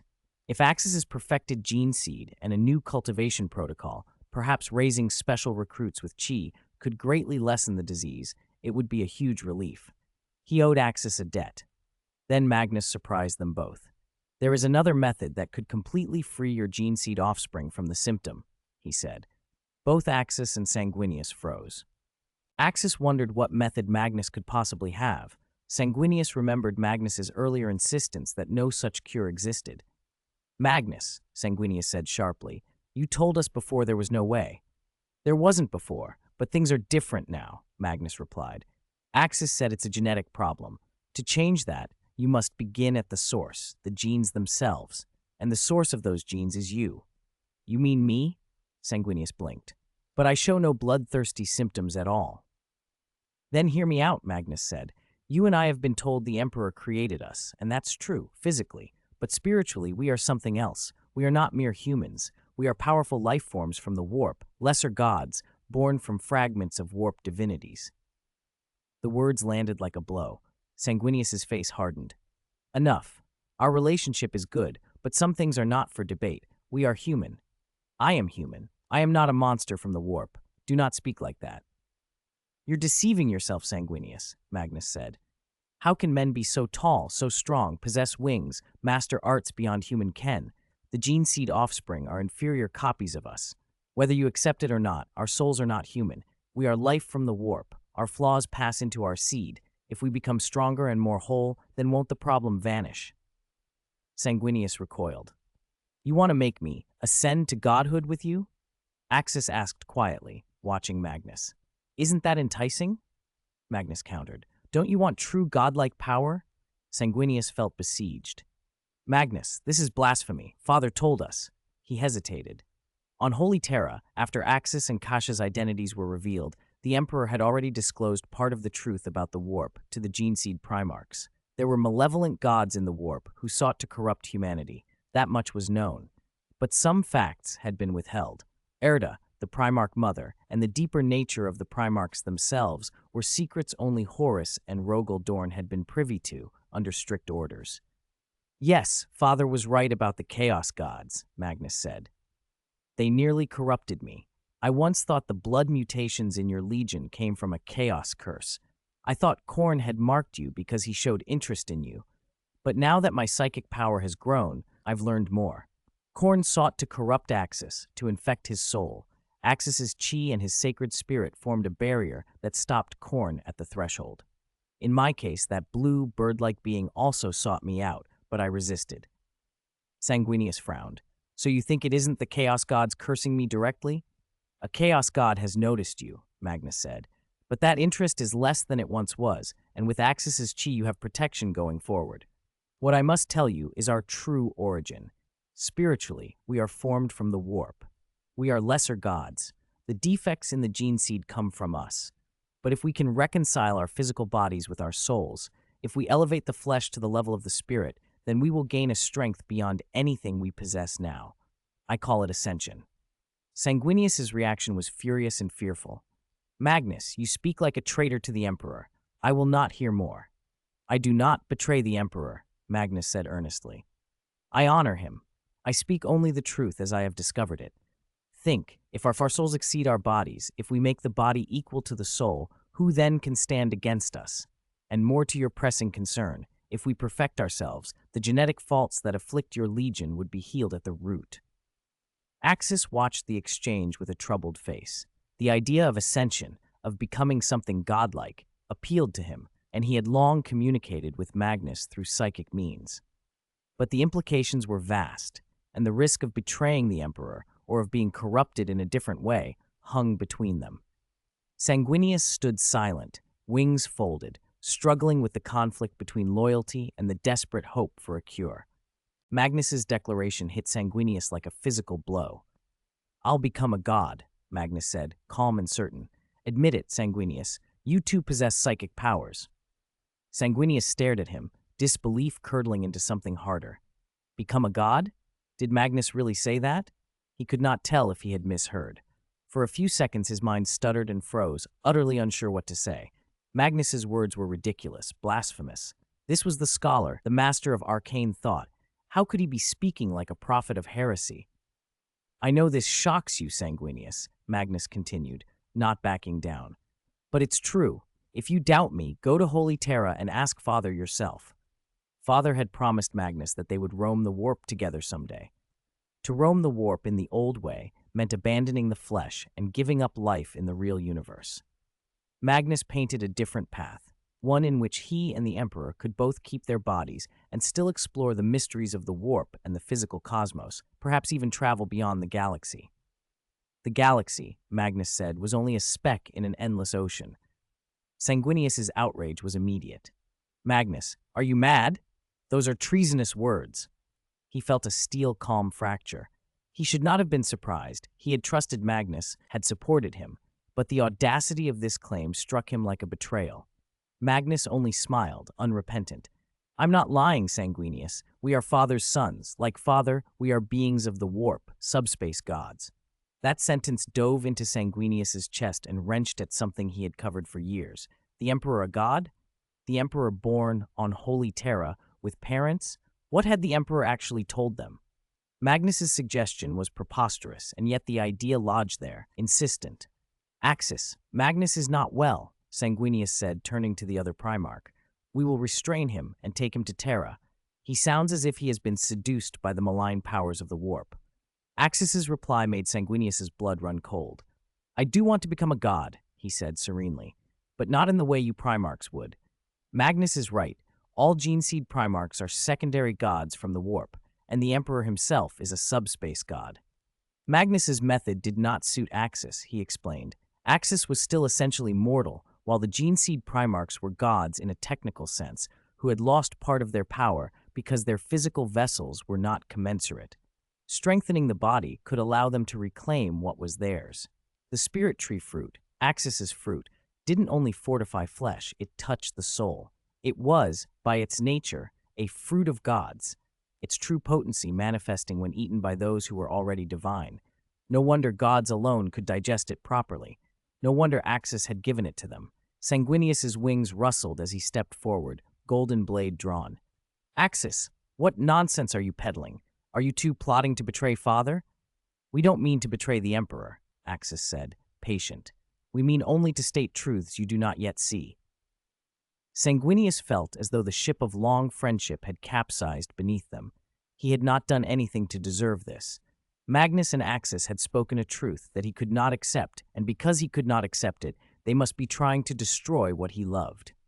Enough, he snapped. Stop this talk. If you persist, I'll have to treat today's words as an offense. Repent, now. Magnus leaned forward, voice low and sharp. Stop fooling yourself, Sanguinius. Don't you feel it? Each time you travel the warp, don't you have that familiar tug, a call you can't fully place? Those words landed with a terrifying, intimate accuracy. Every warp voyage, Sanguinius had felt a pull, an old, familiar summons. And since he had eaten the spirit tree fruit Axis had given him, that feeling had only grown stronger. The thought flared, then was shoved back. Could he really be some kind of subspace god? His mind searched for an out. Perhaps the fruit was tainted, some warp corruption cloaked as a boon, but he tried to remember. The fruit had been solid, with no warp distortions he could sense. It belonged to the real universe. It strengthened life energy, made bodies harder to break.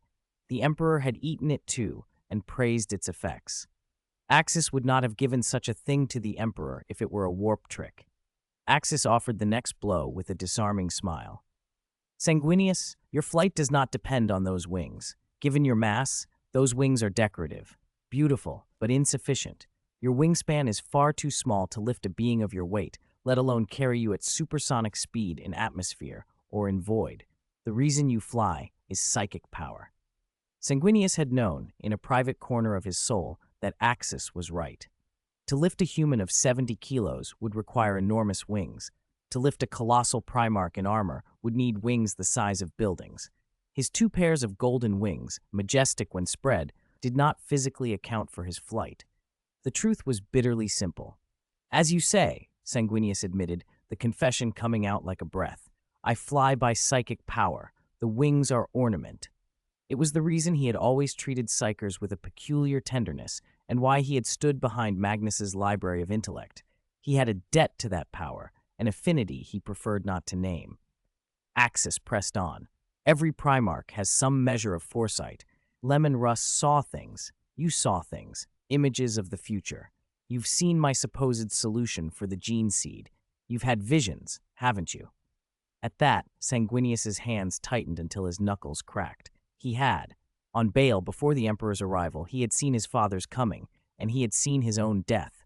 He would die in battle, slain by one of his closest brothers. He had never known which brother. The vision had been a wound he had kept hidden. Magnus laughed, not cruelly, but with an exuberant relief. I knew it. I knew I wasn't alone. You're not the only Primarch who hears the warp. Russ, Sanguinius, you all carry this power. Axis and I only embraced it. You championed psychers, supported the library, Magnus said, eyes bright. Why deny it in yourself? Is there shame in being a psycher? Sanguinius had no refutation. The truth slid out of him like an unavoidable tide. Axis watched him with a small, satisfied smile. Their assault on his certainty had worked. When laid out plainly, facts were difficult to deny. No Primarch is a fool, Axis continued, and your power is no less than Magnus's. You, Sanguinius, were unique. You called forth your own greater demons. You created Sanguino. You have saved others with your power, even Dante's life. When he neared death, you touched him across time. You have intervened before to protect your genetic children. Sanguinius inhaled and then, finally, spoke the secret that had weighed on him. I admit it. My psychic power is strong. I have sight. I have seen my death. I will die by the hand of one of my closest brothers in single combat. Magnus blinked, stunned. What? That's impossible. How could one brother slay another? Sanguinius shook his head faintly. I do not know which brother, but my prophecies have never been wrong. He let his eyes fall to Axis for a single moment, and the look was not accusation so much as resignation. The prescience had included Axis in its shape, and that knowledge made the air between them colder. 192. Get Archangel to join us, the most handsome angel cultivator. The solution was far from perfect, but it offered a real and significant mitigation.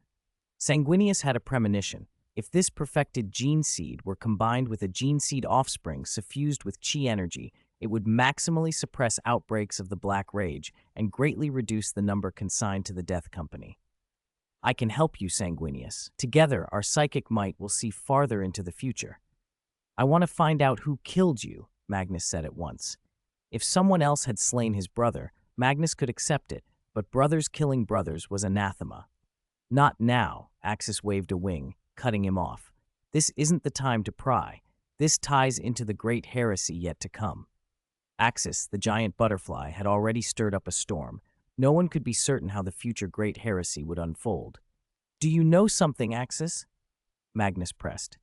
I know some things, and the Emperor knows some things, Axis replied. But believe me, this is the Imperium's deepest secret, a matter of humanity's survival. I cannot tell you now. Everything here brushed against the Dark King. Axis had to be careful. All right, we'll leave that, Magnus said. Now for your matter, Sanguinius. If you accept my plan, we will ascend and become lesser gods of the warp with physical forms. We may not rival the 4 chaos gods in power, but we will be potent enough to shape many events. Once your life level rises to that of a god, extract gene seed from your perfected genes. That gene seed will be far purer. You will be able to remove flaws in a gene seed offspring at will. The Black Rage will be much easier to cure. If a gene seed Primarch reclaims his power as a lesser god, that could indeed work, Axis agreed. Ha! I knew you'd back me, Axis. Magnus clapped Axis on the thorax, delighted. So what's the purification method? Does it involve that fruit you gave me? Yes, Axis said. The spirit tree fruit, another name, is the fruit of gods. It's said to be edible only by gods. Under Magnus's estimate, if you consume 10 of these fruits, your bodies will be able to fully host your souls and perfect them. You'll be able to make your gene seed supremely pure.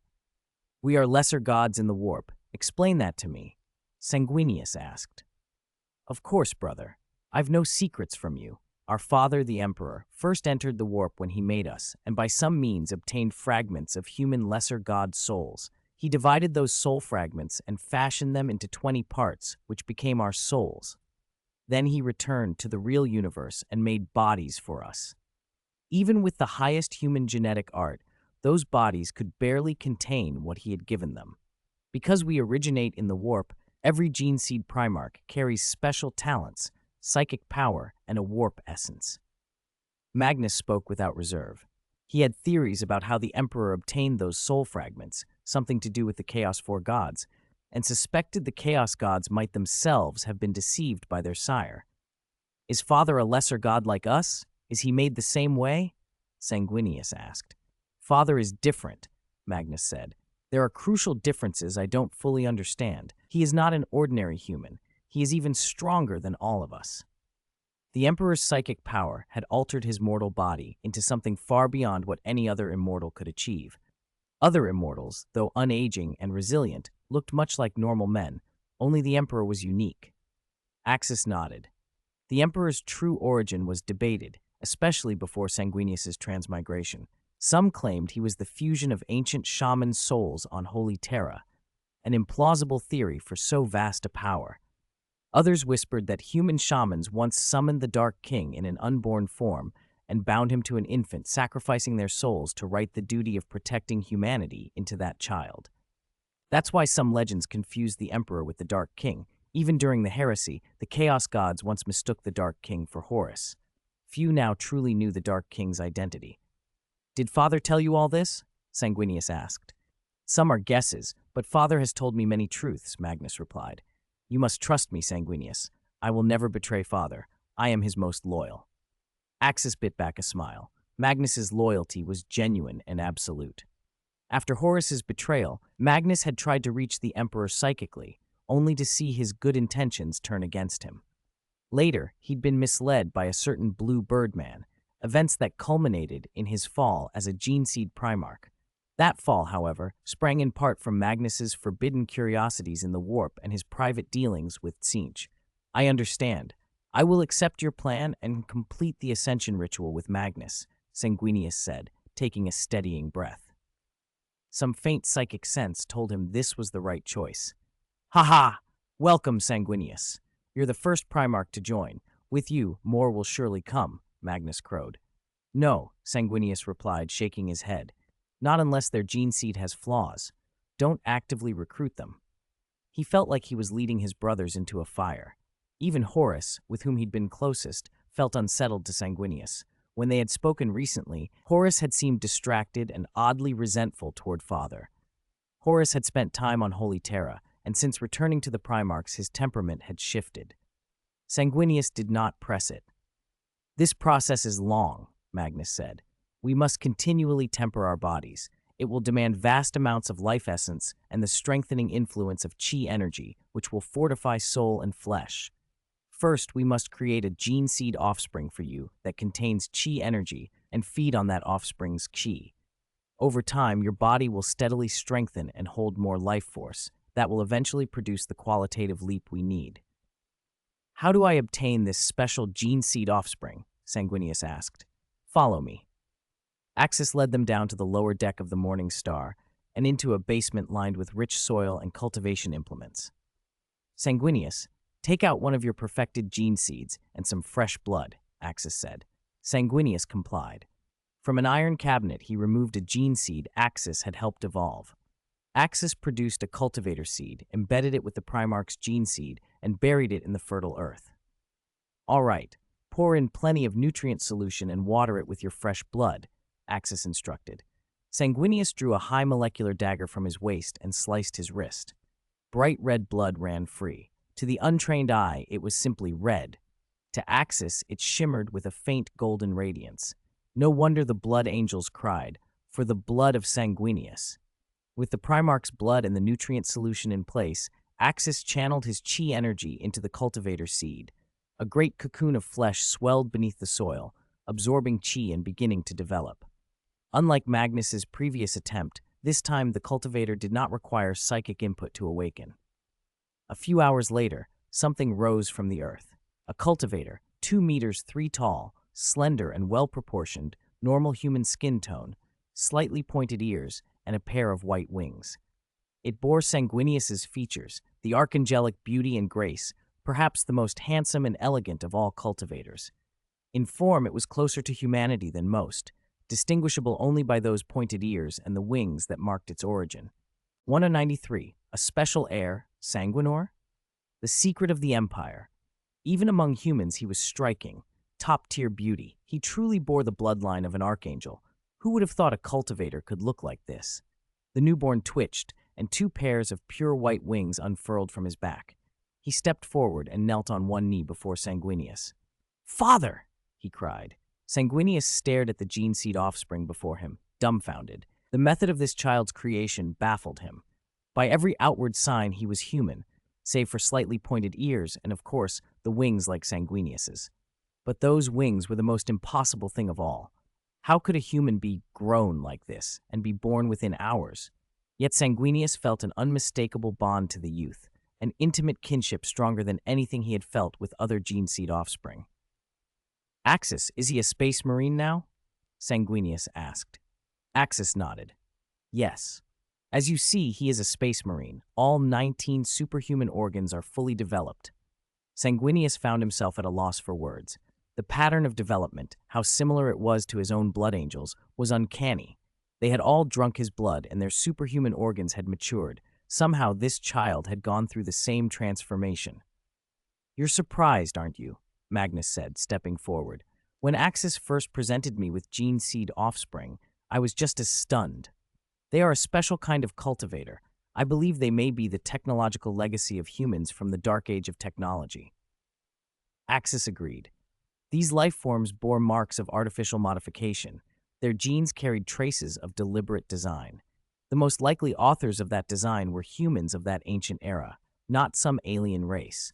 And whatever their origin, they were clearly biological weapons at root, engineered, refined, and terrifyingly effective. "I can feel a blood link with him," Sanguinius murmured. "Incredible.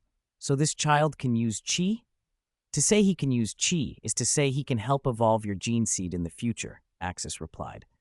"He can assist with gene seed modification, strengthen your body with chi, and as a native of the Dragon Ball world, he can consume spirit tree fruit more effectively than ordinary life forms. Possessing chi lets him better metabolize the life energy within those fruits." The advantages were many. The combat potential of such cultivator offspring was immense, second only to their Primarch fathers. Given spirit tree fruit, they would become even more formidable. "Father, please give me a name. I was born today," the kneeling youth said. His father was Sanguinius and his master Axis. His future duty would be to remain at his father's side. Sanguinius considered the boy for a moment, then spoke. "Sanguino." Axis blinked. Magnus smiled. The name Sanguino carried its own legends and mysteries among the Blood Angels.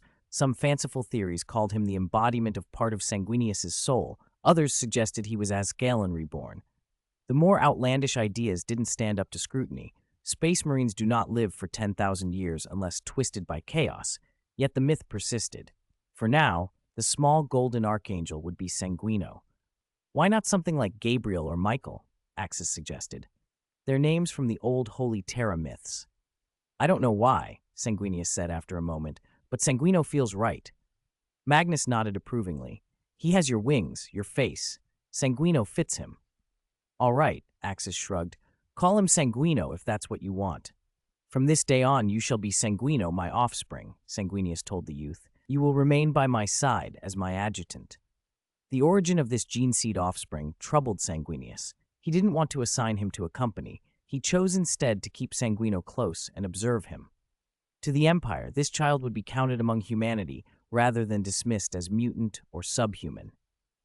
Now that the affairs of your legion are likely settled, welcome to our alliance, Axis said. Sanguinius exhaled.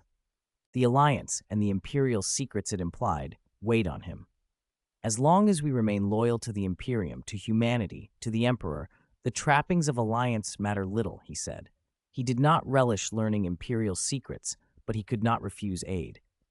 Axis hesitated, then dropped another bombshell. There are other secrets. For instance, you Primarchs. Your mother exists. Sanguinius and Magnus both went still. Please, Axis, don't jest, Magnus said. We were created by father and raised in cultivation tanks.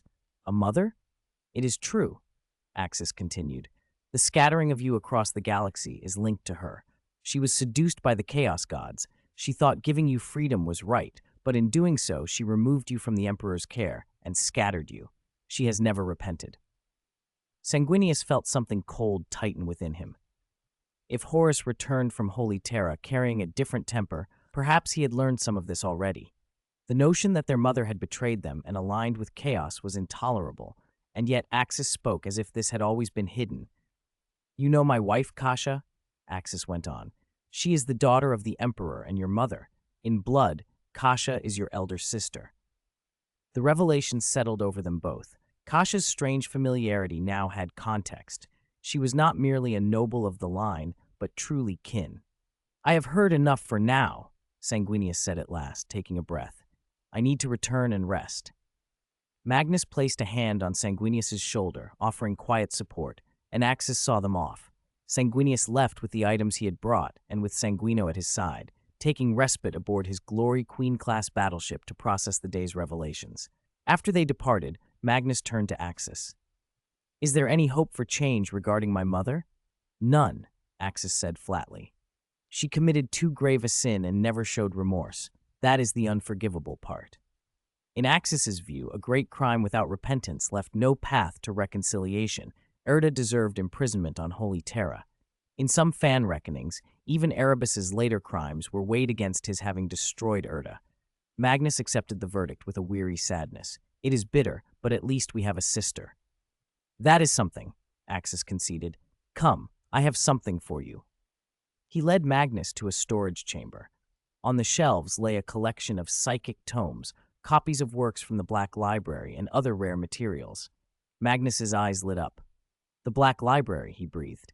I've heard of it, rumored in the records on Prospero. How did you obtain these? The Eldar are not easy to deal with. You don't need to worry about the how, Axis smiled, just that I did. For a scholar of sorcery, nothing could be more thrilling than a trove of forbidden lore. Magnus felt his book growing already in his imagination. This is incredible. With these, my Book of Magnus will be immeasurably richer.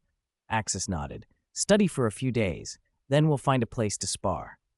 194. The Forbidden Knowledge in the Black Library, a spell even Axis considers heretical.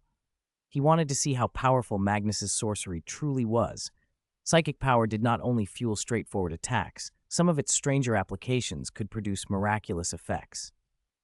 I understand, Axis, but don't disturb me right now. I'm lost in an ocean of knowledge, Magnus said. Axis nodded in a perfunctory way and stepped back. Magnus buried himself in the books and never stopped flipping pages. The volumes on psychic lore were inestimable treasures, unimaginable and indescribable. Magnus's eyes moved with lightning speed. He skimmed a hefty tome, closed it, and his mind had already absorbed its contents. "These books are the real treasure," Magnus said, excitement bright in his voice. "They hold countless psychic rights, strange and varied. Some can turn an opponent into an animal, even alter gene seed. This one is a clever disguise. Look at the principle, it's simple." He cast a spell on himself and, right before Axis, shifted his appearance into an uncanny likeness of Sanguinius.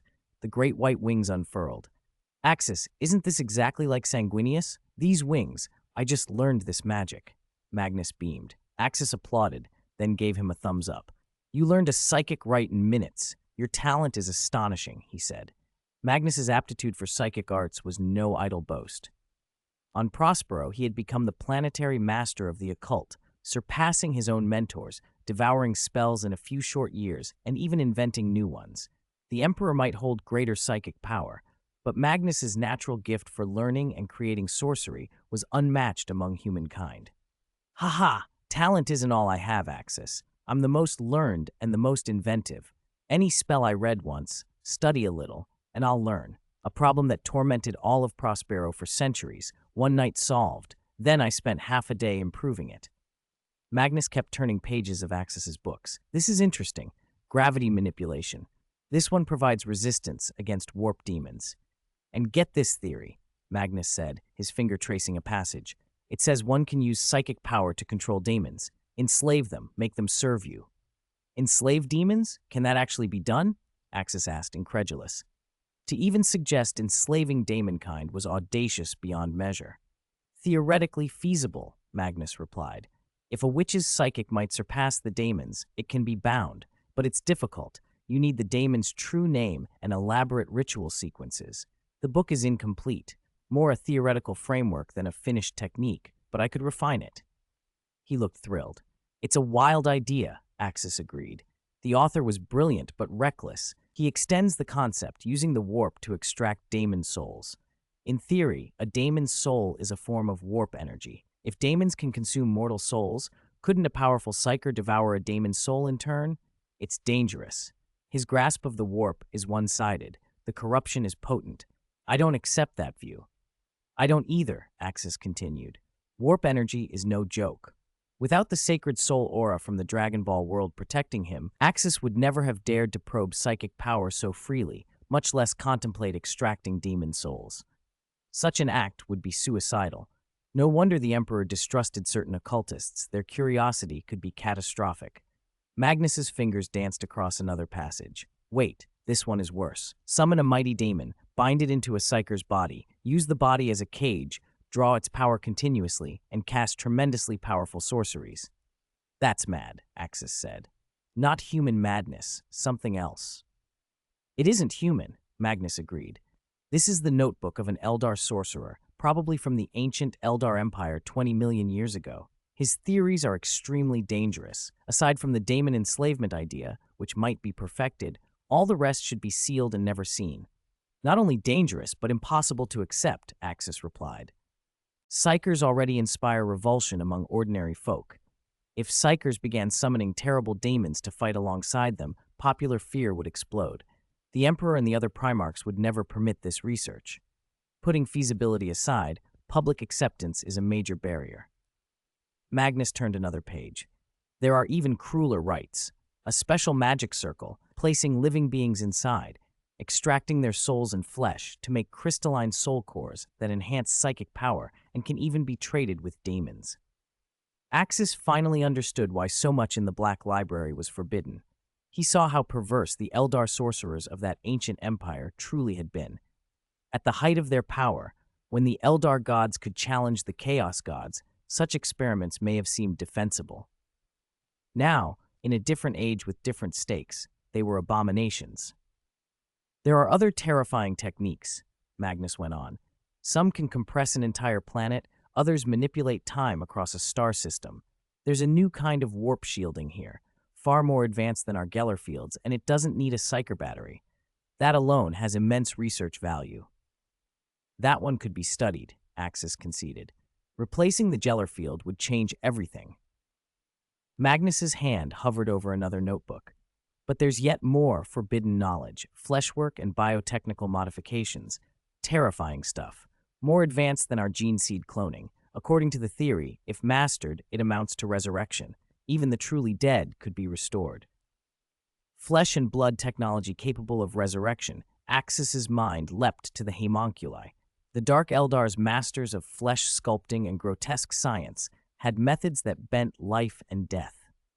The rulers of Komarov wore the faces of coven lords, but the true hidden masters were the homunculi, custodians of ancient techniques. They had resurrected leaders, created most of their population through artificial means, and performed life-extending surgeries that stretched lives for millennia. These madmen even planned to clone the emperor on the Carian throne, Magnus muttered, flipping faster. They engineered a mutated hive tyrant from Tyrannid stock for arena fights, Tyrannid and gladiators pitted together for amusement. Axis felt the cold weight of it all. The Black Library's contents revealed brilliance and a cruelty and hubris that the galaxy could not survive. Some of its pages indeed deserved to remain sealed forever. With the homunculi's techniques, even the Imperium had called them in to repair the Golden Throne. It was easy to imagine how advanced their flesh modification technology must be. Human cloning felt like child's play compared to what they'd already mastered. "What's the theory behind this resurrection?" Axis asked, curiosity prickling. Could someone be brought back even if their body or their soul was destroyed? Magnus shook his head. No, it isn't that all-powerful. First, you need a customized procedure. We take a gene seed blood sample and then use special tech to anchor the soul. If you're killed, the flesh technology can be used to reconstitute you. It's especially suited to the Eldari. Before Slanesh's birth, they were effectively immortal. Death for them is like a voyage through the warp, and they can return. Their souls are strong, beacons in the warp, so with the right safeguards, you can snare and retrieve them at the moment of death. For humans, unless the soul is unusually strong, this method is impractical. He gave a rueful smile. Besides, this is Xenos tech. It doesn't sit naturally with humans. Making it compatible would require vast experiments. Can this flesh tech be used for biological creation? Axis asked. He was thinking of the second-generation cultivator seeds he'd produced, thousands of them. They couldn't generate chi energy, but each one was a monstrous combatant. It can, Magnus admitted, but flesh mod and cloning aren't my field. I'm a psychic. I'd advise against us studying this Xenos tech ourselves. Understood. I won't trouble you further. I'll give you 3 days. Learn what you can. We'll spar after that. I will, Magnus promised. I'll try to learn some offensive psychic spells. I'll make it interesting. Axis left the storage room, leaving Magnus to his books. The next day, Sanguinius came by. He and Axis chatted briefly before the Archangel asked about Magnus. He's buried in study, Axis said. Maybe 2 more days. We'll spar after that, if you want to watch. You're sparring with Magnus? Sanguinius's eyes lit up. He had returned the previous day, arranged his gene seed offspring, strengthened his body with chi energy, and eaten a second spirit tree fruit. His power had spiked. The Archangel felt he could take Horus at 2/10 strength. The idea of a spar made him positively eager. Sanguinius could be gentle and refined in peace, but in combat he went berserk, bloodthirsty and feral. He had trained against Emperor-class Titans, flying up with a power sword to duel them. None of his offspring could match him, and it had been a long time since he'd found a worthy opponent. If you want to fight, I'll join, Sanguinius offered. Perfect. Let's go to the training ground. Axis beamed, and the two headed down to the vast training complex beneath the morning star. Axis had built it himself, a city-sized chamber, all forged from superior superalloy, designed to withstand anything. You built a training room this big on the ship? Sanguinius marveled. It makes practice easier. You can fly freely, and I can fly too, so don't hold back. Axis manifested a surge of chi and floated up. Then I won't be polite. Sanguinius smiled, set aside his power sword, and picked up an iron training blade. He didn't need the full power weapon for daily sparring. He stood in the middle of the arena, wings half spread, golden hair drifting in the still air, training sword held lightly to the ground. Yet his eyes shone with a warrior's hunger. It had been too long since an opponent had made him go all out. Ready, Sanguinius? Axis hovered several meters off the ground, arms folded, a faint golden aura about him. A little Super Saiyan flare ought to do for the Archangel. Always. Sanguinius launched. The Gene Seed Primarch moved faster than the eye could follow. The training blade whistled. Sanguinius's figure left a blur of afterimages as the point aimed for Axis's throat. Just before contact, Axis vanished. In the space of a heartbeat, he was behind Sanguinius. The Archangel felt the chill of a brush against his skin, spun and swept, but missed. He corrected instantly, wings unfurling to drive him back dozens of meters and create distance. Humph! Sanguinius roared and struck again, this time with almost double the speed. The training sword painted 1,000 afterimages, forming an impenetrable web around Axis. His swordsmanship was superb, on par with Fulgrim and even edging past Lionel Johnson, but Axis was unruffled. Axis extended a finger, wrapped it in golden chi, and shaped a slender blade of energy. Is this your chi energy? You apply it so precisely, forming a sword of pure chi. He smiled. Your training blade is probably useless now. Switch to your power sword, Axis suggested. That training iron will break in 2 hits against a condensed chi sword. Sanguinius nodded and drew his power sword. With the weapon in hand, he went wild, more ferocious, eyes alight with bloodlust. Axis watched with a half-amused shake of his head. No wonder his offspring carried that war sickness. Metal rang on metal as Axis met every strike with the fingertip-formed chi blade. Their motions blurred into a storm of sparks. Sanguinius's attacks sought throat, heart, brow, precise, relentless. Yet Axis parried each one with the blade formed from a single finger. You're an excellent swordsman, Axis said through a pause in the clash. But it's a little too theatrical. Is that so? Show me then, Sanguinius challenged, raising his power sword. Fine. Axis's smile broadened. The tiny golden blade in his hand swelled threefold, then exploded into a giant crescent of gleaming chi. He flicked his wrist. An arc of energy swept out. Sanguinius crossed blades to block and was slammed back 100 meters. 2 deep furrows gouged into the alloy floor. Axis materialized above him and brought the chi sword down. Sanguinius lifted his power sword to meet it. The sound was a ringing clang, and then, to his shock, his power sword chipped under the strike. He staggered back, pupils narrowing, wings beating to put space between them. His mouth was a thin line, his power sword chipped by a single blow. I'll show you something more fun, Axis said. He dispersed the giant sword into a golden halo that condensed in his palm. A trick borrowed from the Dragon Ball world, a ki blast, its edge was surgical. Axis grinned and launched it. The disk of chi hurtled toward Sanguinius like a fired missile. The Archangel's face tightened. He flapped his wings to create distance and dodge, but Axis had control. The ki blast pursued like a guided weapon, blindingly fast. After years of wielding chi, Axis could do more than steer. At the last instant, he could divide a single blast into a swarm of many. 196, Psionics versus Chi Energy, Magical Pony Spells. Sanguinius beat his wings and fell back fast, but the golden ki blast followed like a shadow, humming as it cut through the air. The Archangel's pupils constricted. This disk's edge was far sharper than he'd imagined. He had the sudden, sickening premonition that a direct hit could maim even a Primarch. A tracking attack? Interesting, he muttered, lips curving into a battle smile. With a powerful flap, he surged, leaving a white afterimage through the sky. Axis hovered, arms folded, a playful smile on his face. With a casual flick of his right hand, the ki blast pursuing in a straight line split into 3. Sanguinius's heart lurched. 3 golden discs converged from different angles, cutting off every escape. Fast, homing, and capable of splitting, what kind of attack was this? Even with his speed, he couldn't evade them all. Forced, he chose to stand and take it. He roared and swung his power sword horizontally to meet one disc. Then the impossible happened. Axis's golden ki blast sliced straight through the blade. The sword felt like ordinary iron, cleft cleanly in 2. Half the blade clattered to the ground.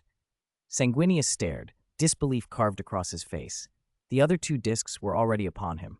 He could feel their cutting power. With his armor on, a direct hit would still slice his body in half. For the first time, Sanguinius tasted how close death could be. Time slowed.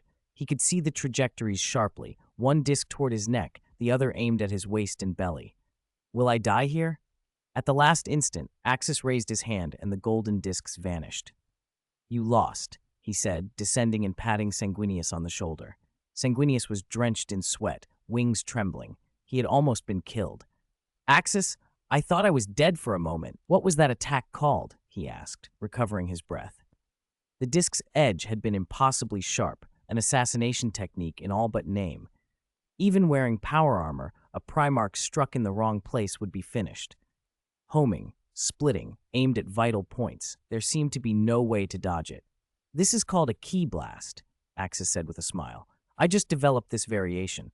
It's much sharper than it looks. It can home and split. Axis's explanation made Sanguinius think back to tales from another world.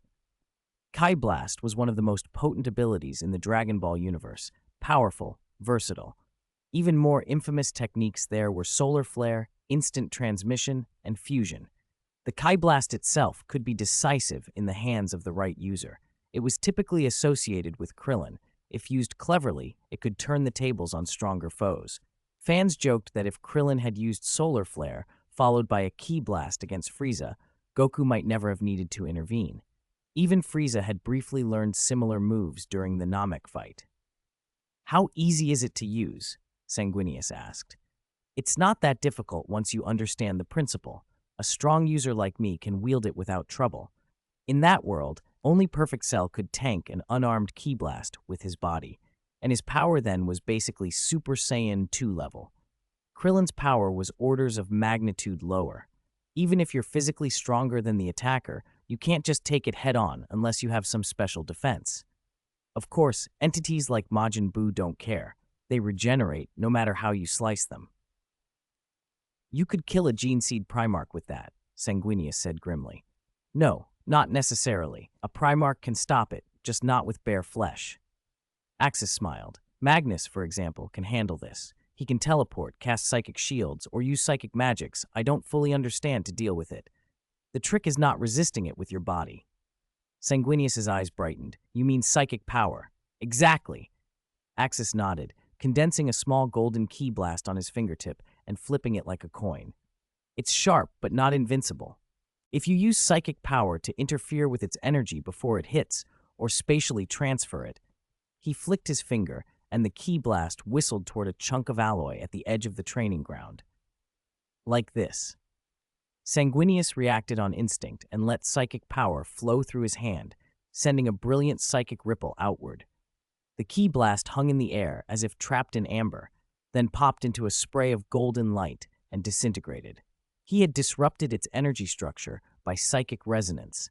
He flexed his fingers and looked at his broken power sword on the ground with a wry smile. In real combat, you don't get this much reaction time. The Ki Blast Axis had demonstrated had been restrained for a demonstration.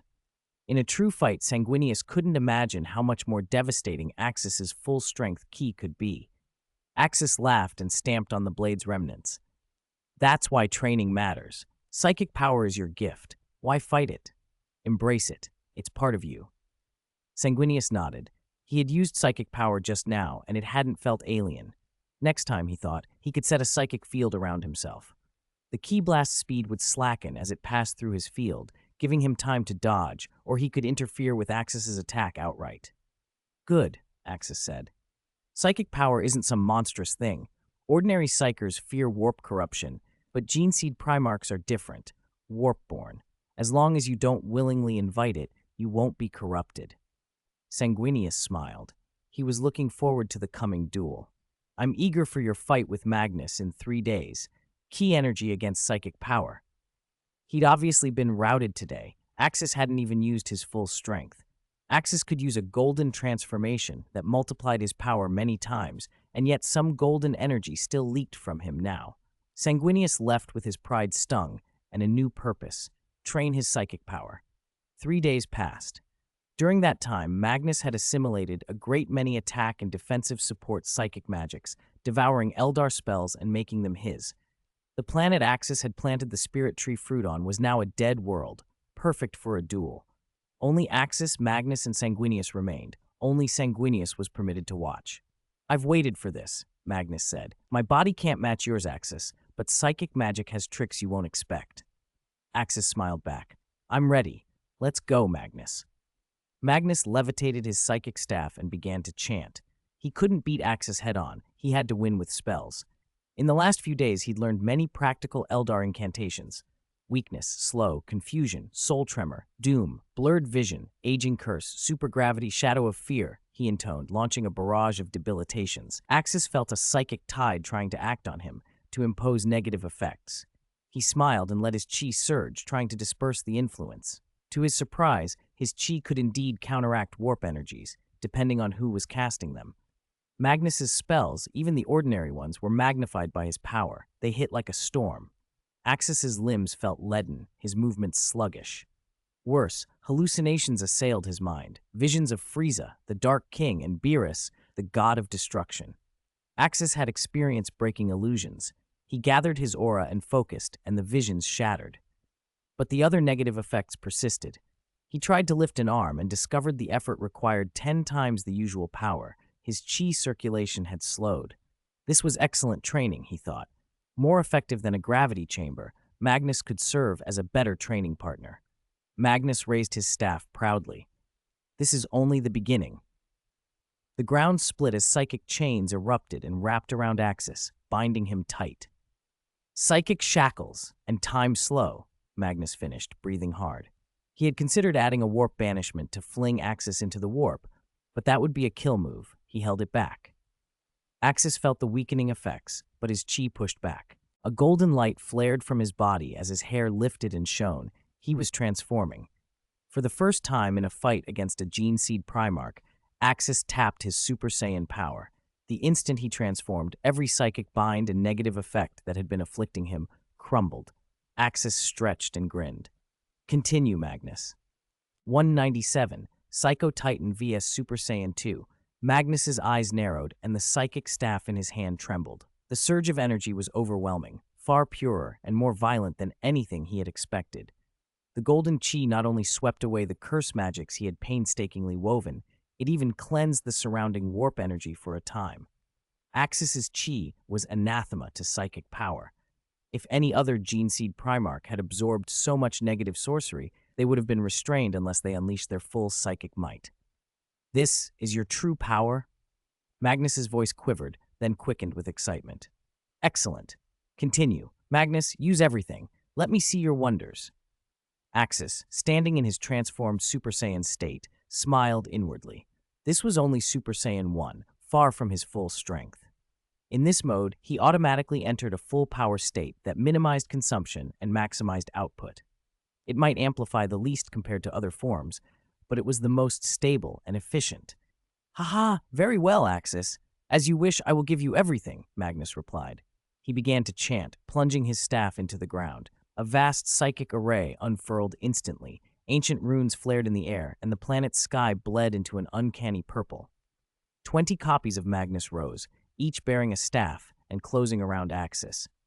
Axis probed with his key and detected life in all 20 flesh and blood clones. Yet among them, one radiated a stronger life sign, a deeper soul imprint, Magnus's true body. The trick would have worked on others, but Axis's perception cut through the illusion. The 20 Magni intoned, unleashing storms of lightning, fire, and ice, an onslaught of psychic attacks. Wave after wave rolled toward Axis and were repelled by his golden aura.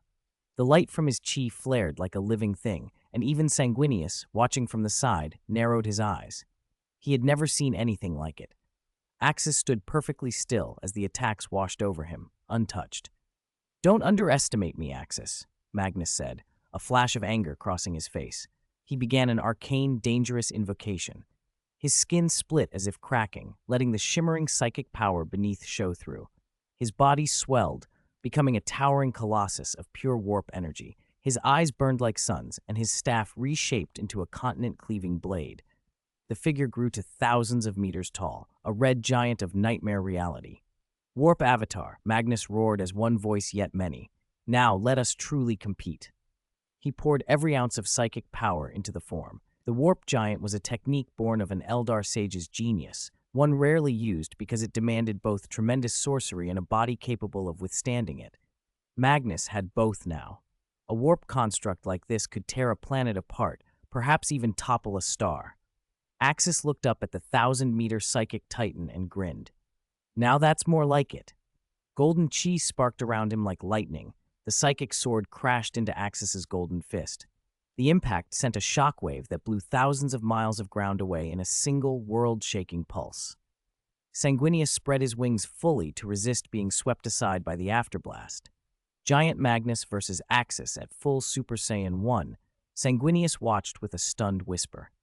He had never seen Magnus assume such power, and he never imagined Axis could physically stand against such an entity. The Warp Titan bellowed and brought its sword down in a reality-warping strike. Space itself cracked for tens of thousands of miles. Dark warp rifts spidered outward. Axis's lips curled. The golden chi condensed into a pinpoint at his fist. Ha! He threw a single devastating punch. Pure force met the psychic blade with a thunderclap. The shockwave was cataclysmic. The continental plate shattered, and magma from the planet's mantle shot skyward like a geyser. Sanguinius was forced to fly high, watching the surface break like eggshell beneath their feet. The scale of the clash left him breathless. It isn't over. Magnus's voice echoed from every direction. The warp giant's other hand came down and formed a swirling, light-distorting singularity in its palm. Its suction twisted the surrounding void. Time and space buckled. Axis's speed meant little against such psychic distortion, and yet Saiyans reveled in facing their foes head-on. Ha ha! A true genius, Magnus. This is exactly the battle I wanted, Axis said. In a blink, he was behind the giant's head. His hands formed the familiar shape, and blue-white energy condensed. Come, hum! Ha! A brilliant beam tore through the Warp Titan's skull. The psychic body fragmented, but Magnus laughed, almost delighted. The shattered warp energy writhed and reknit itself. The Titan reformed, as if immortal. In my warp avatar, I do not die. My power is endless, Magnus declared, and renewed the storm. The giant's palms came together and birthed a black singularity that even slowed time around it. Magnus felt indebted to Axis. His chi energy had been the catalyst, the two spirit tree fruits Axis had shared, the forbidden knowledge from the Black Library. These had pushed Magnus to new heights. Knowing Axis's fighting spirit, Magnus held nothing back. Full release was his repayment. Axis's pupils narrowed. This form could indeed destroy the planet. He responded in kind. Humph. Ah! He stopped holding back. The chi inside him erupted. Golden lightning writhed like serpents, and his aura leapt skyward. His hair bristled straighter. He climbed into Super Saiyan 2 for the first time since his clash with the Emperor. Magnus, this is my answer, Axis said. In my previous state, my power was 50 times normal. In this, Super Saiyan 2, my power is 100 times. The golden energy intensified. Axis shattered the psychic distortion and slammed into the warp giant. A flurry of golden fists, multiplied images blazing, rained down, each blow capable of leveling mountains, shattering cities. The giant kept mending, but its repair could not match Axis's relentless assault. Magnus, hidden within the Titan's head, tasted blood at his lip as Axis pummeled him. The man inside the cosmic body watched in disbelief. How ferocious was this warrior? This assault fused offense and suppression into a crushing, absolute technique. Magnus roared. The giant detonated itself in a cataclysmic psychic implosion. A mushroom cloud of warp energy tore through the planet. The explosion pulverized the world in an instant. Axis was flung an unknown distance by the blast, then flipped through space and came to a steady halt, still alight with golden chi and crackling with lightning. As the planet's dust cleared, Magnus drifted where the world had been, back in his original form, breathing hard, a trace of blood at the corner of his mouth. Magnus, do you wish to continue? Axis called, smiling despite the exhaustion. Magnus looked up. Excitement warred with frustration behind his eyes, but he finally shook his head and forced a bitter smile. I yield, for now. Next time I will prepare even more, potent sorcery. Once I complete my plan, once the demigod ascension ritual is done, I will face you again. I look forward to it. Sanguinius descended slowly, staring at the vanished planet. His voice was quiet and incredulous. You too. Just destroyed a planet. 198. Warp Rift. Slanesh Daemon Sanguinius stared at the ruined planet before him and shook his head. What a terrifying battle. Magnus had fought with everything he had, but Axis had held back. If Axis had launched a full assault from the start, with that terrifying speed and explosive power, Magnus would have been cut down before he could cast a single spell. That golden transformation, an increase of 50 to 100-fold, was monstrous. Such an amplification of strength was horrifying. On top of that, Magnus's sorcery took time to wind up. If an enemy seized the moment, he could be overwhelmed. Even so, against the other Gene Seed Primarchs, this power was more than enough. Without using his psychic might, Magnus could now easily defeat any Gene Seed Primarch. The Spirit Tree fruit had greatly enhanced his body. Sanguinius found himself intrigued by the ascension ritual Magnus had mentioned. Destroying a planet isn't remarkable, Magnus said. They floated in the vacuum, but their psychic powers let them converse. If a Gene Seed Primarch fully unleashes his mind, planetary annihilation isn't difficult. In that giant state, a single self-destruct can wipe a world clean. As Magnus said, the Emperor's psychic power is terrifying, Axis replied. The Emperor can compress a star. Father's strength is indeed beyond imagining, Magnus agreed with a rueful laugh. His psychic force is the greatest in the real universe. I can only be infinitely close. Once I finish my ascension ritual, fully master sub-god power, and have a body that matches, I won't be far behind him. Compressing a star or manipulating a black hole won't be beyond me. Axis smiled but said nothing. He had fought the Emperor to the limit, even stacking legendary transformations, and still lost. Against Magnus in his normal state, Axis could have overwhelmed him before a single spell was cast. He had guessed his father was a god in the warp, but he had never imagined the Emperor was the Dark King himself. A sub-god of the warp was nothing compared to the Emperor. Magnus's psychic power is dangerous, Sanguinius said. Axis, your key in terms of raw destruction, is even more fearsome. These two together are worse than anything we've faced. I should cultivate psychic power, or I'll fall behind. I wonder how the others will take it. Mortarion and Rogel Dorn hate psychers. Ha ha, Sanguinius, see? This is true power. Magnus wanted Sanguinius to understand what psychic force could do, distort space and time, violate physics, annihilate worlds. I'll train it when I return, Sanguinius said, but this kind of power shouldn't be flaunted. Use it well, Magnus said. You'll see Gene Seed Primarch's strength exceeds imagination. All right, we should leave. Magnus, erase the crew's memories. We can't let news of this spread, Axis said. Their objectives were complete, and they had unexpected gains. They nodded and prepared to depart. Then something went wrong. A strange aura rippled around them. When Magnus had restrained Axis earlier, he'd torn open the warp and used its energy to bind him. Without Magnus's support, that rent in the warp should have slowly closed. Instead, the purple tear was widening, as if an invisible colossal hand were prying it open. Something's wrong. Magnus, close that rift, Axis said, frowning. His godlike perception told him an invisible hand on the other side was forcing the tier wider. Purple demons were already spilling out, low-level warp entities of naked, alluring, repulsive shapes. Axis's experience told him they were Slaaneş's servants, perverse, hermaphroditic, and eager for sensation. Magnus raised his psychic staff and began to seal the warp. Sanguinius did not stand idle. A golden warmth radiated from him, different from Axis's flashing light, gentler and full of life. Their combined psychic output lashed at the rift, summoning storms of mind force to slay the emerging demons. They had to shut it fast. If it grew, the demons would be endless. Fortunately, they were in space. Had this opened over a planet, the consequences would have been catastrophic. A voice, at once charming and terrible, drifted from the warp. I didn't expect to meet so soon. My master wants you dead, you thief who stole the great god's food. A purple figure, over 5 meters tall, stepped through. Its body was grotesque, one side female, the other male. 6 arms brandished different weapons, a hammer, a sword, a scimitar. Shalaxi Hellbane? Axis said with a faint smile. A Slaaneş great daemon, so audacious? It seems you know my name. That saves me the trouble. Shalaxi stretched, his eerie face curving into a ferocious grin.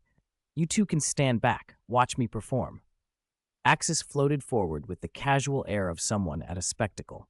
To him, this was entertainment. Magnus and Sanguinius stole a glance at each other. A great daemon provoking Axis was bad luck for the daemon, and a good opportunity for them to finish sealing the rift. They pushed more psychic power into the closure and rained storms down to shred the swarm. The rift had to be closed. The daemons were endless otherwise. Kneel and beg for mercy, Shalaxi sneered. Perhaps I'll grant you a quick death. Axis tilted his head, mocking. Idiot, I'll show you true power. Without warning, he vanished. Then, impact. Shalaxi's abdomen caved in, his body folding like a shrimp. All 6 weapons flew free and drifted in the vacuum. Axis had grabbed one of the demon's horns and lifted him like trash. Even the greatest of Slaanesh's princes, what of it? In front of Axis, they still had to bow. "Didn't your master tell you not to provoke those stronger than you?" Axis taunted. Shalaxi roared. Warp energy surged as his shattered flesh began to knit. He spun, all 6 arms striking, but touched nothing. Axis's speed was impossible. Slap, thump, Axis squeezed Shalaxi's face with one hand. Golden chi burned in his palm and deformed the demon's skull. Purple ichor sprayed into space. The demon's entrancing visage cracked into a misshapen ruin. Axis sneered and flung him aside like refuse. "Is this all Slaanesh can muster? Is this your strength? Where's that arrogance now?" Shalaxi tumbled in the void, furious and unhinged, screaming as countless lesser demons poured from the widening rift and swarmed Axis like a tide. Axis did not even bother to take a fighting stance. "What a boring battle," he muttered. A golden surge erupted. Any daemon that touched the light disintegrated into dust before it could scream. Axis slowly condensed an immense ball of energy at his fingertips and loosed it toward the rift. Shalaxi watched in horror as his servants were obliterated and realized too late the kind of being he had provoked. He turned to flee back into the warp. "Trying to run. I'm not finished playing." Axis seized one of Shalaxi's arms and gave a casual tug. Rip! The arm tore away, bursting into a writhing mass of warp essence. "Ah!" The Slaanesh Great Daemon screamed, a sound like a violin shredded across the void. Even now, it was confused. Why had its master sent such a terrifying being to deal with this creature? This opponent was beyond its strength. Even the combined might of the Great Daemons might not be enough. Had their master cast them aside as expendable? It couldn't be. This one had been the strongest among Slaanesh's servants, a killer of Khorne's champions. And yet, don't be hasty. You still have 5 more hands. Axis said lightly, but his actions were brutal, methodical, like dismantling a toy. Rip! One by one, he tore off all 6 of Shalaxi Hellbane's arms. Held in Axis's grip like ragged cloth, the Keeper of Secrets had no leverage to resist. "You're disgusting," Axis said, voice flat. "A creature without honor, without gender. Tell your master this. Next time, send someone who can fight. Don't send useless trash." He formed a small ball of energy in his hand and pressed it against the demon's chest. The creature's body flared golden. Its skin cracked like broken porcelain. Goodbye. A blast of light devoured the demon. It withered into nothingness, its screams swallowed. None of the 3 on the field could truly slay a great daemon. Banishing into the warp was the closest they could come. But this fragment of Slaanesh's will was gone. Axis clapped once and turned to Magnus and Sanguinius. "Done." Magnus only looked on, mind already cataloging what he had seen. This one's power rivaled a demon. Sanguinius said nothing either, a question in his quiet expression. Did Axis take pleasure in cruelty? After the anti-daemonic work was finished, the torn warp rift was sealed by the 2 gene-seed Primarchs. The brief encounter felt almost absurd. Why had Slaanesh sent such a weak emissary? Shalaxi Hellbane might be the most capable of the secrets, but against Axis, or against any of the gene-seed Primarchs, it was no match. "All right, time for us to leave," Axis said. "We'll be looking forward to our next meeting," Sanguinius replied, and Magnus nodded. They parted ways and returned to their ships. Magnus used his psychic arts to alter the memories of everyone on his vessel. Everyone remembered that an exterminatus had been carried out here and that they had returned safely. Sanguinius went back to his Gloriana-class battleship with a new gene-seed offspring in tow. Sanguino, a young warrior with white wings and a striking resemblance to his father.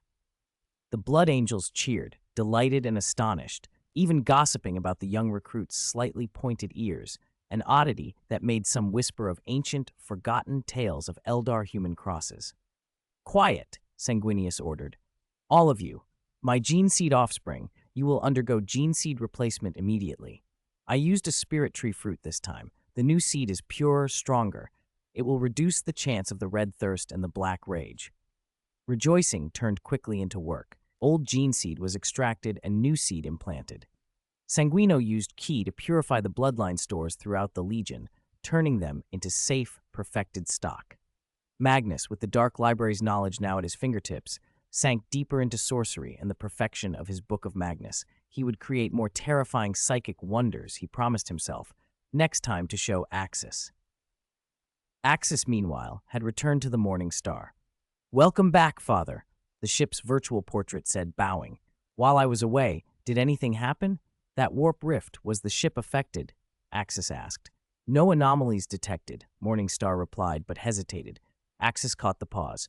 "Call Cassandra. We won't be returning through the warp. We'll use the webway." Access to the webway was precious, safer, faster. "Yes, Father." Cassandra came at once, summoned from a private chamber. She no longer wore her Harlequin costume.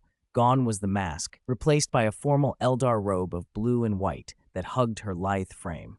She had made herself up, hair loose, and a faint purple aura clung to her like perfume. Eldar beauty was luminous at the best of times.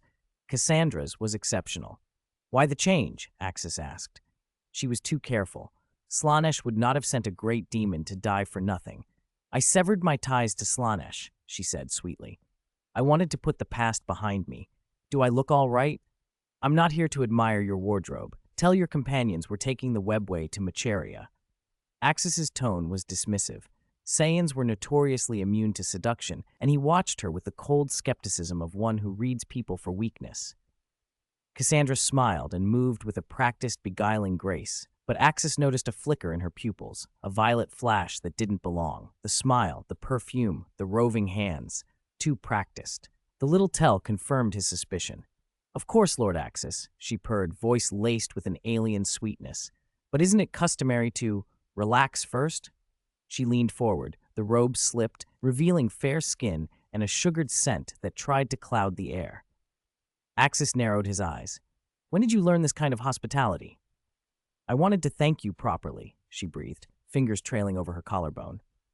"We Eldar have many pleasures to show humans.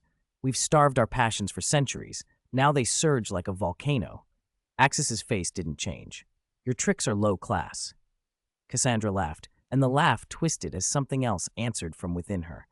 Axis reached out, seized her by the throat, and lifted her, light in his hand. "Do you like this?" Cassandra purred, voice slick. "I can make it worse. Thorns, wounds." Axis's eyes flashed gold. An aura flared, his hair paling into the unmistakable gleam of a Super Saiyan. The transformation did more than change his body. His psychic power, already formidable, magnified many times over. He forced a purifying psychic current into the Eldar, a brutal, sacred violence meant to tear whatever abomination had nested in her from its host. "Get out," he roared.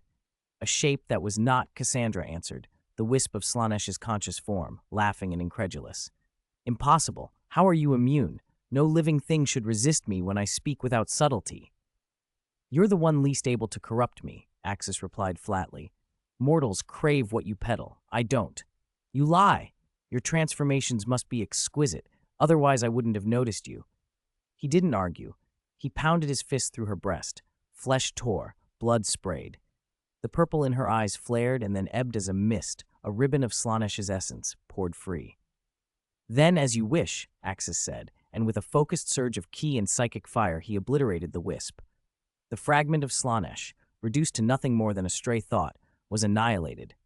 "Father!" "You got rid of him," Morningstar said, relief palpable in her holographic voice. The ship's AI, too, was a soul of a sort. If the Chaos God had seen her, she could have been compromised. Axis knelt beside the real Cassandra, the Eldar he had just hurt, and laid a palm over the wound. He poured life energy into her. The bleeding slowed, tissues knit. He had Morningstar fetch a potion distilled from spirit tree fruit and forced it down Cassandra's throat. With the healing and the sacred fruit, color returned to her face. "You'll never take my body," Cassandra rasped, scrambling up, hatred and embarrassment mingling in her voice. "It's gone," Axis said simply. "If not for Morningstar's warning and my chi, I might have been fooled. Not today. 200. Why are you still alive?" When adult Axis made his move, he was precise and controlled, even after ripping out and crushing the woman's heart. He expected her to die within a minute or two. Harlequins and the Eldar both possess exceptionally strong vitality. Under almost any other hands, she would have been dead for sure. But in Axis's hands, with the infusion of his chi energy suffused with life essence and a restorative potion refined from spirit tree fruit, she could be saved. Adult Axis? I was in the training room, cultivating that daemon when it suddenly appeared, the Harlequin stammered, terror in her eyes. It forced my will aside. My body disobeyed me. Did I hurt you? Axis looked uninjured. Cassandra looked down at herself, weak and with a jagged hole in her chest that had been repaired but still marked by a wound. Don't worry, you didn't hurt me. With your strength, it would have been very difficult, Axis said. Even with a whole spirit tree fruit inside you, you wouldn't be my match. The gulf between us is enormous. Although Axis was not a god in the strictest sense, his true combat power far exceeded that of an ordinary minor god. I'm so sorry, Adult Axis. I was taken over so easily, controlled by that monster's magic, Cassandra said, struggling to stand and then dropping to her knees, shame flooding her features. Judging by her clothing and the way she bowed, whatever she had done while under Slaanesh's control must have been terrible. It was mortifying. Axis folded his arms. I'm disappointed with your performance, he said flatly. You were possessed by Slaanesh and didn't make a sound. I thought you had already cut your bond with Slaanesh. Cassandra's face went white. If you prefer, dismiss me. I have nothing to say, she whispered. Axis's next question stopped her. It's strange. Why are you still alive? Cassandra blinked. Adult Axis, you expelled the Slaanesh daemon. Why is it a problem that I'm alive? Axis's expression grew serious. If it had been an ordinary keeper of secrets, a Slaanesh great daemon, taking you over, survival would be conceivable. But do you understand? It wasn't a great daemon that possessed you. It was Slaanesh itself, the true consciousness, not just an avatar. He let that hang between them. Even legends agreed. There are stories where objects like Thornblade record the presence of a keeper of secrets, and such a daemon can dominate the will of even the greatest. Fulgrim, a Primarch in those stories, was once controlled by a Slaanesh great daemon. If a keeper of secrets could subdue a being on that level, no ordinary Eldar should have been able to resist. For Slaanesh itself to occupy her, survival was nothing short of a miracle. Cassandra's voice trembled. Then this. This must be Slaanesh's trick. I don't know why I'm alive. If Slaanesh truly held me, my soul would be gone. My survival might be a deception. You should imprison me at once. She was the most specialized Harlequin, the only one qualified to portray Slaanesh in the troupe. Harlequins have an inexplicable bond with him. Their souls are uniquely vulnerable. Normally, if Slaanesh marked someone like her, the god would take them wholly. The fact that she felt no obvious soul hunger now made the situation unbearable. Don't speak, Axis said. He placed his palm lightly on her forehead and opened himself fully. He projected his chi, manifested a soul-shaped avatar of himself and the faint halo that accompanied it, and let his divine psychic presence sweep through her. The power was vast and precise, a complete soul scan that left nothing unchecked. Axis examined her again and again. Finally, he withdrew his hand. There's nothing wrong with you, he said. Your soul is intact. There is no warp taint, and I detect no lingering chaos power in your body. Cassandra's hands trembled at her sides. Contact my comrades. Quickly, put me in stasis. Lock me in the Black Library. I am not safe. No, Axis said, shaking his head. I won't send you away. I don't care what tricks Slaanesh has. I'm taking you with me. If I send you off, whatever Slaanesh has planned might target others instead. He thought of it tactically. They were already on the radar of the Chaos Gods. If she was taken away, anyone sent to guard her might be corrupted. Better to keep her where he could control the safeguards. Your presence could be bait, he continued. If anything else comes, it'll be my problem to deal with.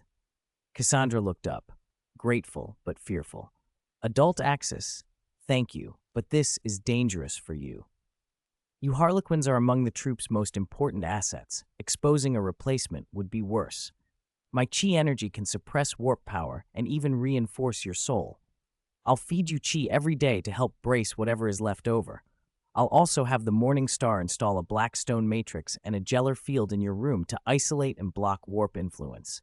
We'll monitor you from every angle, no blind spots. Axis had other plans too. He would spend time developing a few special gene seed offspring, creatures he could entrust with tasks that required large amounts of chi energy. You'll be watched and protected. I won't let you be used as a vector. Cassandra bowed her head again. I won't disappoint you. I'll fight the corruption, I swear it. Good, Axis said. Now contact your comrades. We'll use the Eldar webway to return to Nuceria. Once there, you'll go to your room and rest under the protections I described. Understood, Adult Axis, she said. She bowed, then left to summon her troop. A few hours later, a company of Harlequins arrived. Their craft guided Axis's Dawn Star through a webway gate. On the trip back to Nuceria, Axis briefed the troop fully and asked them to relay the incident to the Laughing God. A portion of the Harlequins, in turn, raced to the Laughing God's Black Library to report Slaanesh's attack and how Slaanesh's own consciousness had briefly seized Cassandra's body. I know of this, the Laughing God said when they arrived, amused. Cassandra plays the part of Slaanesh for the troop. Harlequins are uniquely bound to him. He knows their faces and can reach them more easily than most. Even if Axis severed that link, it's not hard for Slaanesh to claim its image again. But why didn't Slaanesh devour her soul? One Harlequin pressed. Why is she alive? The Laughing God chuckled. Slaanesh may play its games, but Axis' chi energy and the sanctity of his soul make him a serious problem for the warp. He has means that frustrate the chaos powers. Don't worry, we'll watch this closely. Meanwhile, Axis and his companions took the Eldar webway and were back near Nuceria within 3 days.